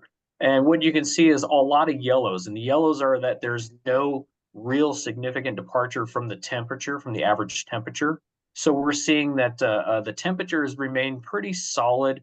We don't have huge blocks of red where we're showing a lot of increased heat. We don't have huge blocks of purples and blues where we're showing a lot of cooling. So we're pretty consistent across the state temperature wise. We have had some lightning across the state over the last month. There has been 850 lightning strikes in the North region. And North region is basically from, if you were to draw a line from Truckee to Sacramento and all the way down to Monterey, everything north of that line would be the North region of the state. So they have had some pretty abundant lightning strikes over the last month. However, everything is still pretty green, especially above say 5,000 foot elevation. We still have some pretty significant snowpack. We still have some pretty significant greening, as well as the brush that's out there is going through what's called the flowering phase. So it's still growing. It's using this extended period of daylight that we have right now and the extended warmth to continue its growing cycle. But we should start seeing that quickly diminish over the next couple of weeks. Next slide. And so the water year, and the water year is, it's very interesting. I have never understood why the water year starts October 1, but it does. So a lot of the water readings, you have to understand that every October 1st, they go back to 0 instead of working on a calendar day. So we've had some significant water events since October, and you can see that really big purple blob there in the southern half of the state that basically runs from LA County all the way out into the Death Valley area and up towards Santa Barbara and down towards Orange County. So we've had some pretty significant rain through that area, and that is actually allowing for a lot of moisture and growth out in the dry desert regions. Next slide. And so along with that, the snowpack, as of April 1st, the snowpack reading was still a little bit above normal. So we had some areas that were still showing 110% of normal April 31st. And then those areas quickly went from 110% down to 75% within 1 month. So that's pretty typical for this this time of year. We did not get a huge, massive snowpack like we have in years past, even though we were pretty busy with some of the ski resorts and things like that. We didn't have any late season snow accumulation. So currently there is still snow accumulated above 6,500 feet. I was just up in the Lake Tahoe area 2 weeks ago for a training class, and they were still skiing at Palisades Tahoe, which was the old Squaw Valley. They still had plentiful amounts of snow up that way. So the high Sierras above 6,000, 7,000 feet still have plenty of snow on those north-facing slopes as well as in the trees. And that's going to slowly start to melt and increase the water levels in the reservoirs and streams over the next month. Next slide. And so this is these three pictures. The one on the far left, April 30th, that's the snowpack across the entire Sierras for April 30th. And then when you look at the amount that has evaporated, or the amount that has melted off from April 30th to the center picture, May 30th, you can see quite a lot of that white area is now missing across the state. So it definitely is contributing to the runoff, the reservoirs filling, and that snowpack diminishing, which is what usually happens about this time of year. We start losing that snowpack statewide. Our water levels start to increase, and hopefully we retain a lot of that water in the reservoirs that we can use to supplement all of the large-scale cities, communities, as well as firefighting activities. Next slide.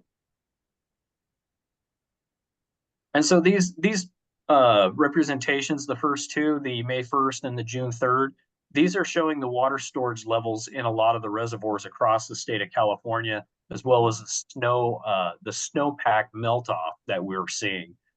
So what we've got is that brown kind of represents the median reservoirs. So that's where the water levels should be on normal times. And then the blue is where the water level currently is. So we're pretty close to being at that average mark. We're not overflowing the reservoirs, we're not underfilling them, but we're pretty close to being average. And then the picture on the far right, the current reservoir conditions, those blue lines go well past the average locations. And you can see those blue lines are just about to the top of all those little bars, which means that's the top of the reservoir capacity. So reservoir capacity across the state is up to about 118% of average when you factor in all of the different reservoirs across the state. So we're well suited for water retention in the reservoirs for this summer, as opposed to some summers in previous past. Next slide. And so everybody always asks about El Nino and La Nina. And so here's a good picture, the picture of the globe with the equator. The North American continent is in the upper right-hand corner. You can see Baja California there. The red areas, those are the warm water areas, and the blue areas are the cool water areas. And so with El Nino, it's the warm water phase, and that's slowly going to diminish itself as we go into the next couple of months. And so we'll see that shift from the El Nino, that warm water, to the cool water of the La Nina around mid-June and into August. So we're going to start seeing that shift. And when we start seeing that shift, we're going to start seeing different changes in the weather. One of the biggest changes is we'll have the increased ability to have some of that monsoonal moisture start to move around due to those different temperatures in the ocean. Next slide. So here's the current drought situation across California, and this looks dramatically different than what it did a year ago, even 2 to 3 years ago. The only place in California that is currently in any drought condition is that far eastern corner of San Bernardino and Riverside County. And that area, if you know the state of California, is out by Needles, it's out by Baker. There is nothing out there except a desert, and it should be dry.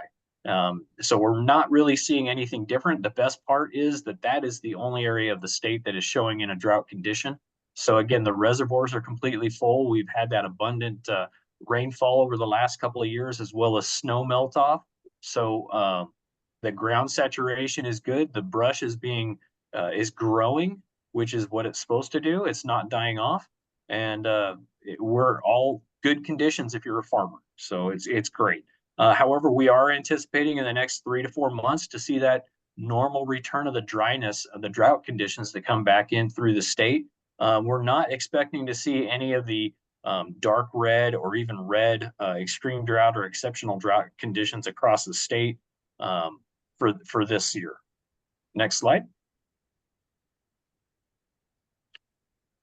And so when we look at the amount of vegetation that's grown over the year, we utilize these two slides. And so the one on the left is the spring leaf index. And so the amount of red that you see is how early from average that the plants have grown, that the green up has occurred, that we're seeing the grasses, things like that. So you can tell in the entire Central Valley, we've got an abundant amount of red in there, kind of a smudgy orange color. And that is showing that we had that really early season growth. We had all those storms in January and February of this year into March, and that increased the amount of grass crop that we have. And the slide on the right shows the spring bloom. So we had you can see that red area is mainly in the Central Valley up against the Sierra foothills and out towards the coastal mountains. So those areas that are in red experienced a high growth rate of vegetation, whether that be grasses or brush, all the way across. And it is going to provide us some additional fuels for this summer's fire season. We've already noticed that areas like where that corral fire was, areas down in Riverside County and San Bernardino County, we have all the grass crop from last year because we didn't really have any major fires last year at all. Plus, we've got an additional grass crop this year. So think about having 2 to 3 years worth of grass crop across the Central Valley, the foothills, out through a lot of the counties in Southern California and Northern California with this massive, dense grass crop out there. So there is a lot of that fine, flashy fuel that's going to contribute to a lot of very quick, rapid ignitions for us. Next slide. This is another slide that shows the amount of grass loading across the state. It's a little difficult. There's no no real county boundaries in there, but you can notice the amount of dark green across the Central Valley of California there in those hexagons. So we're getting a lot of pounds per acre of fuel growth. And that again is contributed by all of the spring rains that we've had over the last 2 years, the grass crop that has come in and hasn't died off, hasn't burned out, things like that. But this is definitely a historic level for grass crops. We're even seeing grass crops out through the Mojave Desert Preserve, out through the Eastern Sierras, where it's extremely dry all the time. We're seeing a lot more grass crop out that way than we have in years past. Next slide. And this is a picture, if anybody knows where Tehachapi is. Tehachapi sits about an hour north of Magic Mountain, Los Angeles, up in the foothills there. It sits east of Bakersfield and west of Mojave. The highway that you see there is Highway 58, and we are both of those pictures are taken from the same spot, and they're looking out towards Bakersfield out in that big valley out there. But you can tell from April 1st to May 22nd, the amount of curing that all of that grass has undergone, which is tremendous. And this is normally what happens every year. I think we're getting back into that normal fire season cycle where things are slowly starting to return to the normal. We'll see how that plays out, but we do have in areas like this, especially these foothills of the Sierras, have an abundant amount of grass crop. And you can see that even at May 22nd, with all the hills being brown, the higher you go in elevation, there is still some green up on the hills throughout the foothill regions. And next slide. And so again, we talk about that grass crop fuel loading, and just here's another picture of it with the standing dead grass crop, which is basically the cured grass crop across the entire state. We've got a lot of that dark red area on the Sierra foothills going through the Central Valley, as well as on the northern side of San Francisco Bay, working its way up and towards the Redding area, and then down through the coastal mountains just south of Monterey and Salinas, all the way into LA and Orange County. So it's definitely out there. We do have a larger grass crop, and what the grass crop does is it's going to allow those fires to travel across the ground and get into the brush fields. Normally that grass crop is really thin and the fire spread is slow, unless we have a really strong wind behind it, and it's easy to catch and to contain. But with all this grass that's in there, it's a lot more difficult for the water from the helicopters, for the fixed wing airplane with the retardant drops. It's a lot more difficult for that stuff to get down through that dense grass and actually be effective. So we're seeing some difficulty with controlling some of these fires early in the season, just because the grass crop is so dense and it's allowing it to carry faster. Next slide. And so when we talk about the grass crop, when we talk about the shrubs and the live fuels, what we're seeing is that everything below 4,000 feet currently is pretty much cured completely out. So all of the grass below 4,000 feet is completely cured. Everything between 4,000 and 7,500 feet is in that transitional green up period where I said that some of the brush is still doing its flowering and things like that. But that's quickly going to change due to this current heat wave that we're seeing across the state, as well as the normal summer warm up that we always experience in June. That summer warm up's also going to help melt off the remainder of that snowpack, which is going to aid us further with some ground moisture, as well as filling up those reservoirs all the way to capacity for the summertime. But like I said, we're gonna see that increase rapidly with the curing of the fuels. There is, however, going to be some coastal influences. They're predicting that May gray to continue to push in from the coast pretty much all month of June. So it goes from May gray to June gloom. But you're going to expect to see a lot of that marine layer push in through those coastal regions. And that's going to also keep those fuels, those fine fuels, a little bit moister. So we shouldn't see too many large fires in the coastal regions. Next slide. And then we had those huge storms a couple of years ago with all the snow melt or all the snowpack and everything like that. And what that's done is that's increased the amount of deadened down material across all of the forests, across a lot of the old logging roads, things like that, that we actually do use for control lines. And so that deadened down material is out there. It's increasing the amount of fuel on the forest floor as you get through the Sierra Nevada regions and up through the Cascade regions above Sacramento. So there is still a lot of heavy deadened down material through there. And again, we didn't have any fires last year to assist with cleaning up the forest floor. So we're dealing with this now as we go through and we start preparing the fire roads that are out there that they deal with every year. So it's just taking a lot longer to get those fire roads prepped just because there is an abundant amount of deadened down fuel from this winter's storm and last winter's storms. The next slide.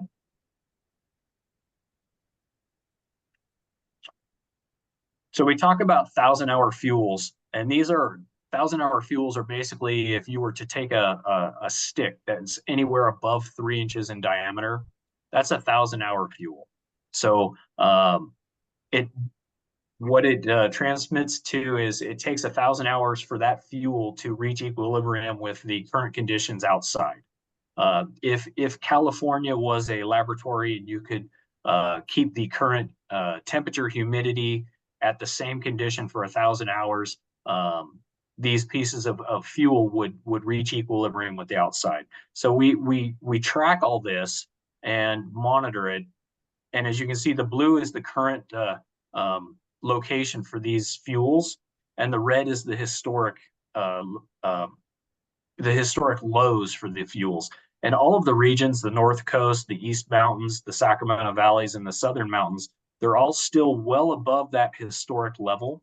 They are trending at the average rate. They are trending with the historic averages, but we are going to start seeing in the next 30 days those current levels get down below the critical levels and start getting a lot closer to the historic levels that we've seen. And as you can see by the graphs, these fuels continue to dry out all summer long. And then right around November is when they start to spike and start to climb out of that dry period, which always corresponds with the time change. We're getting shorter days, less sunlight, things like that, as well as we start getting into those winter storms. Typically, we see a lot of the major resorts like Mammoth and places in the Tahoe Basin, they try to open up for Thanksgiving. So we do start seeing a lot of moisture come back into the state, usually around Halloween and into Thanksgiving. So that's where you can see those red lines start correspondingly increasing for the year. Next slide. And so we spoke a little bit about the El Nino and the La Nina switching around. And when that happens, we're actually going to see a little bit of the monsoon push come in. And this year they're expecting it to be a little less than normal. However, there is still a large threat that they're forecasting for the month of August, which is pretty typical for that monsoonal push to come into the state of California. However, they're looking at a little bit less lightning threat, monsoonal push as we go from August into September. And if everybody can remember the lightning series that came through in 2020, where we had multiple large-scale fires across the entire northern California region, it only takes one lightning event to be widespread to really impact the entire state or even just a county significantly. My team was deployed on the Santa Clara complex, and at one point we had documented over 40 fires just in one area of Santa Clara County, and it basically did the same thing like that in every county, all the way from Santa Cruz, Santa Clara, all the way up into Oregon. So it only takes one of these lightning activities to kind of ruin the rest of summer, so to speak. We've been lucky and we've already had some lightning events come through, but the fuels have been pretty green and non-receptive, and the fires have only gotten to be maybe an acre or two in size. But once we get into August and we get that strong lightning event probability coming in, we can expect to see those lightning strikes produce a lot higher acreage for us. Next slide. So in the next 4 months, a couple highlights, we can expect some cool moisture intrusions along the coast, like I was talking about for the next 3 months, and those are going to slowly go away. The large amount of precipitation from the wet season has created a large fine fuel load, all the grasses. And so we're definitely going to see all that begin to start curing out above 4,000 feet. And the gusty dry winds are going to be a factor across a lot of the public service areas, especially when the cured herbaceous and woody fuels start to dry out. So usually we see the herbaceous and woody fuels start drying out around July and August, which corresponds with what normally happens in the state of California when it gets hot. Next slide. So in North region, we're going to see some significant fire potential for the year. June and July, it's going to be pretty low. It's going to be about normal for significant fires. And significant fires are fires greater than, I believe it's 500 acres. So we're going to see some of those fires still exist, but we're going to see a low amount of them. However, in August and September, we're going to see that amount go to normal. And then as it continues to cure and dry out, we're going to see that increase, especially if we get the problematic lightning that comes through with the monsoon events. In the South region, we're going to see things continue to dry out with normal large fire potential across the Sierra Mountains in the Central Valley. And that's going to be June and July. And then in August, we're going to start seeing those numbers start to climb for the potential for large fires across Southern California areas. And then into September, we're going to see that number continue to climb in Southern California. So this year, we're expecting to see a lot of the larger fires, basically from Sacramento south. And it will be very interesting to see if all of the snowmelt and the water retention in the soils and the brush above 5,000 feet will hold true. Depending on how hot it gets, we might not see any fires above 5,000 feet if we have a nice cool summer. Or if we start getting into some record-breaking heats, things like that across the Central Valley and the Sierras, we could start seeing that fire activity occurring well above 5,000 feet and sustaining ignition throughout the timber country. Next slide. And so this is just the fire potential across the state. Green good, red bad. And so June, July, it's not too bad. We've got a lot of areas that are below normal for fire potential. And next slide. And then as we go through August, we're about normal. And then in September, we start really drying out in the South region.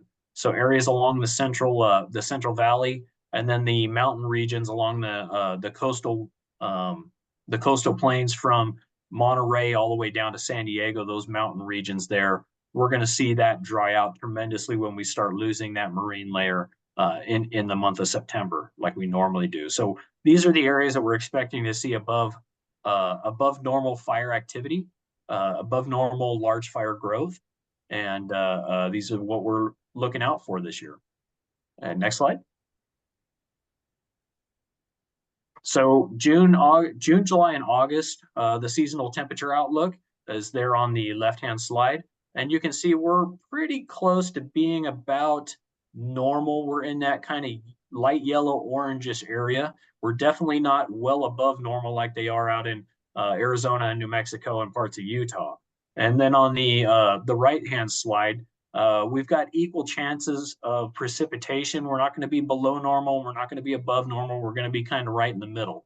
So we're not going to expect to see any more precipitation until we get into September and August, where we might see some of that monsoonal push coming into the state. Next slide. And so this slide deck was created by what's called our Wildfire Threat Integration Center, the WFTIC. They've got some great people working in there. They take all this data, they compile it, they do some really amazing things. They push all this data out to multiple different agencies and things like that. One of the things that I did want to touch on is what you can see right here is one of the Firefighter 1 hand crews. they're going out, and every year the hand crews across the state of California, whether they're the California Department of Correction hand crews, the National Guard hand crews, or the Firefighter One hand crews, they all have to go through and do a summer preparedness exercise. And so that exercise is basically hiking 3 miles, and then they have to go and cut hand line for an hour. Then they have to practice, they have to throw their fire shelters, and then they have to do a hose lay and a few other evolutions. And that gets them prepped and ready to go for the summertime. And currently we have all of the hand crews in the state have gone through that exercise and have all passed and are all active and ready to go. With the cool weathers that we are experiencing currently, we're seeing a lot of the CAL FIRE units conducting their vegetation management reduction control burns out there. Currently today, I actually just came off of one just to the east of Temecula Valley in Southern California, where we did a control burn of about 40 acres around a little community to assist them in getting a little bit better fire protection in there. So you're going to see a lot of the CAL FIRE units as well as the forest units still conducting these vegetation management program burns across the entire state. I know they're doing one over the next couple of days going up Highway 41 towards Yosemite, basically from Coarse Gold back south to Fresno along Highway 41. I believe they're conducting some up in the Shasta area. I know a couple of the southern forests have been doing some active control burning around communities as well. So it's not just CAL FIRE that's out there doing a lot of these active control burns around the communities. It's every agency. One of the a few other things I wanted to touch on was home hardening. As we get closer to summer, it's always a big push for everybody to make sure that they have their home hardened, that they've got all the dead material moved out from around their homes, tree limbs, things like that off their roofs, all sorts of activities to get your home prepped, ready to go. And as always, we always have the ready, set, go plan for everybody. Make sure you've got an evacuation plan if you need one. If you live in that type of an area where you do have that problem, make sure you have it. Make sure you know it. Make sure your family and your neighbors are all taken care of as well. And if you're out there towing anything, heading to the river with a boat or going camping, just make sure you've got those chains picked up. They're not dragging. We always have the One Less Spark campaign as well to reduce the roadside ignitions. And with that, thank you for having me.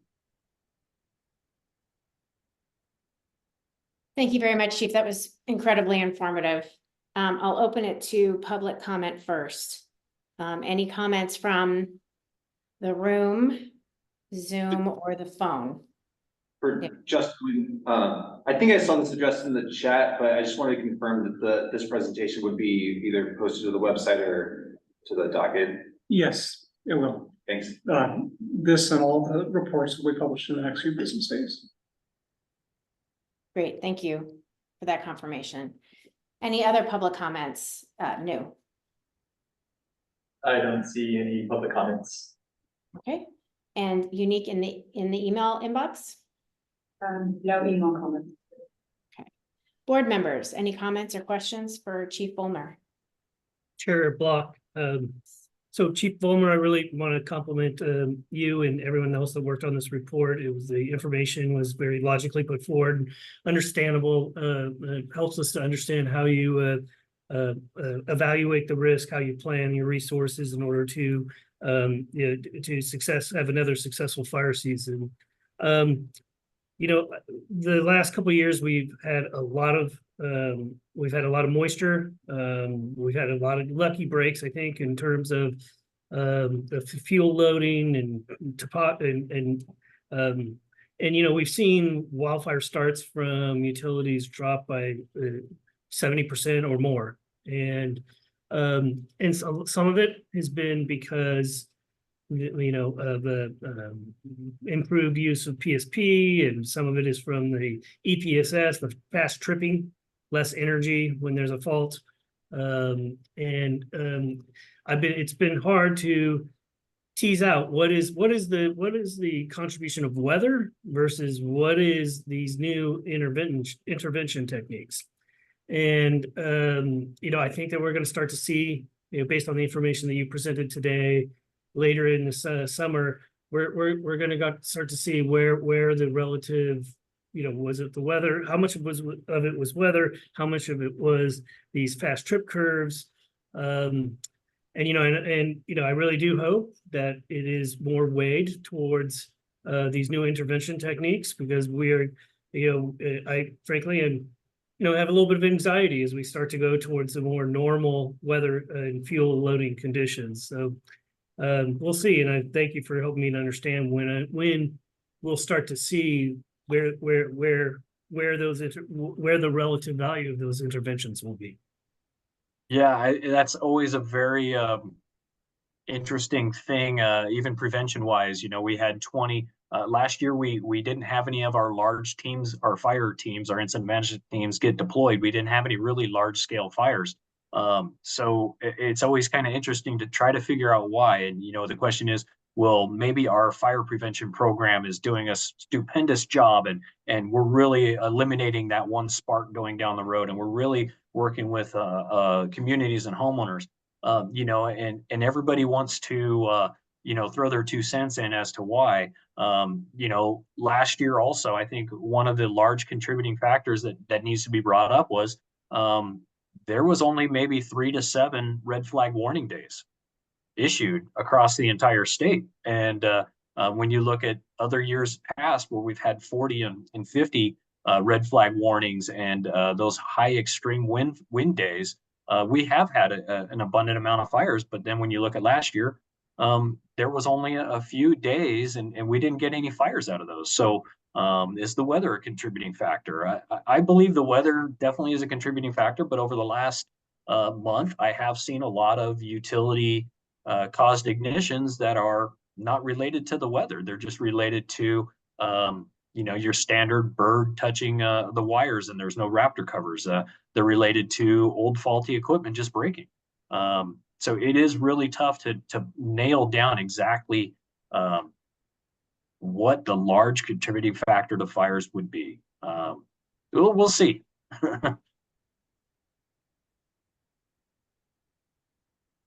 Thank you. Other board comments or questions?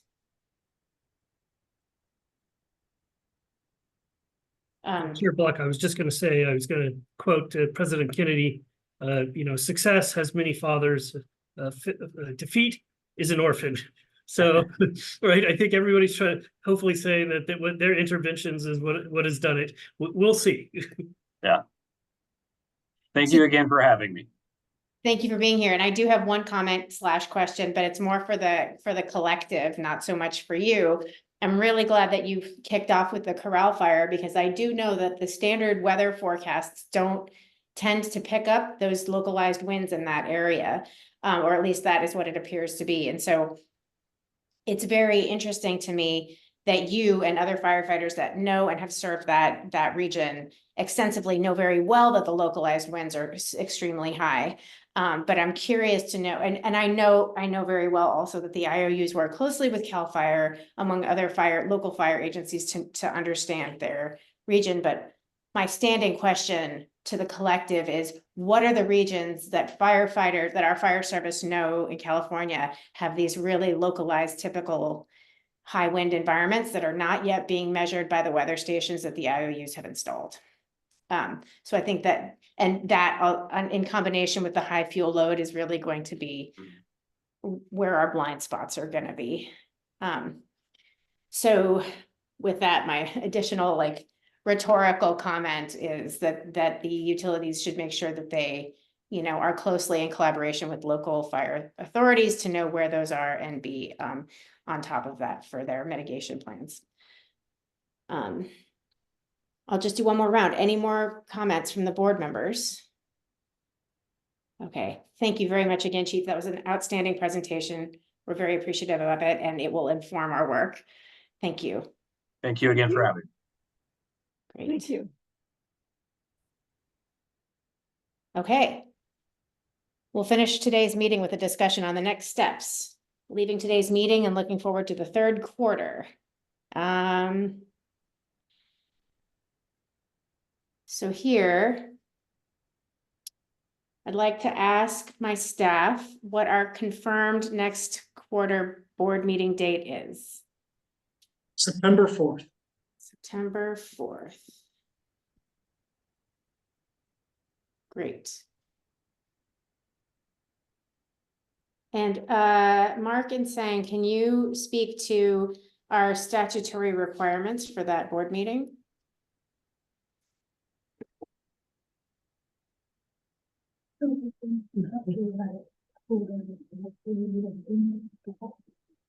Yeah, I think so. First, there's a statutory requirement for a meeting each quarter. Yes. The main topics next time are going to include the review of the POU WMPs, which we expect to have in place by July 1st as required. And then there will be a staff review of those and board member review of those. A discussion, initial discussion of the results will happen at that September meeting. Fantastic. So as we head into the second half of the year, our POU statutory obligation will be taking effect. I'd like to ask my fellow board members if there are other, if there's other content that we should review at that time.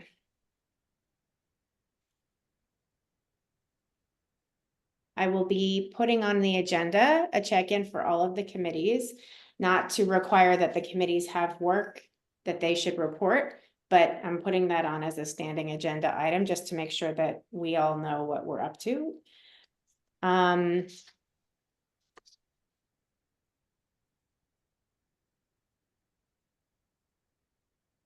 so with that, I will ask if there are any further public comments. Actually, I was thinking, Chair Black, I'd like to put a placeholder for the policy committee. Okay. Because I think, given that we have 4 priorities, perhaps we can separate those into single priorities. And it seems to me, just reflecting, that the whole idea of processes and protocols should probably be the first thing that we look at. So I haven't discussed this with board member Haynes, but if Tim, if you're willing, I'd just like to put a placeholder on the whole concept of processes, as long as the staff has time to do it, given that the POUs are going to be filed. So we can work with Mark and Sang to figure that out.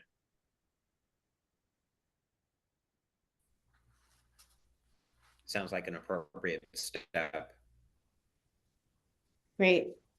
And just, yeah, as a reminder, we had given staff an action item to start implementation with the policy committee on the next steps for the strategic plan. So we'll look forward to that.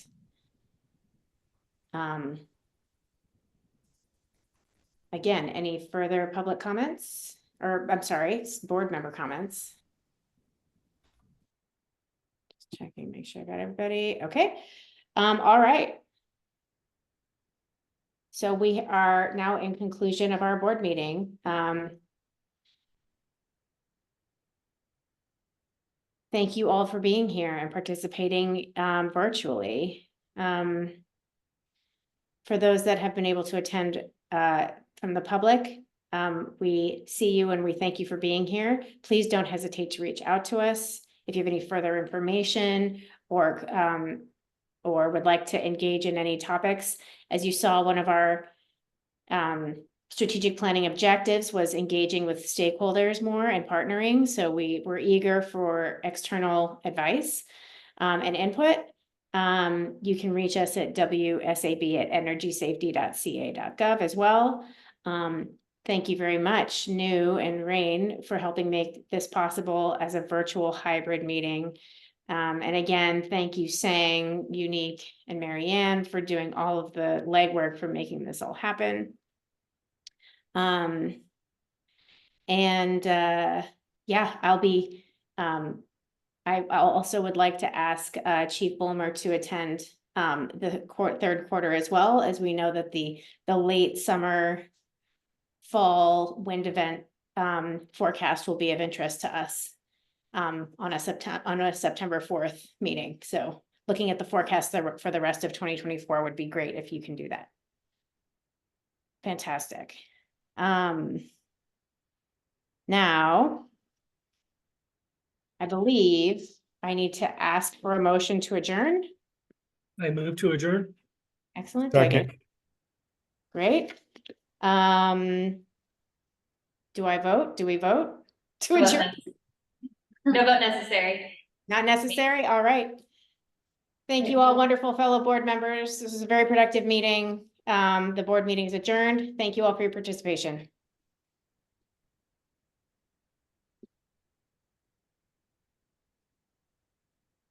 We on.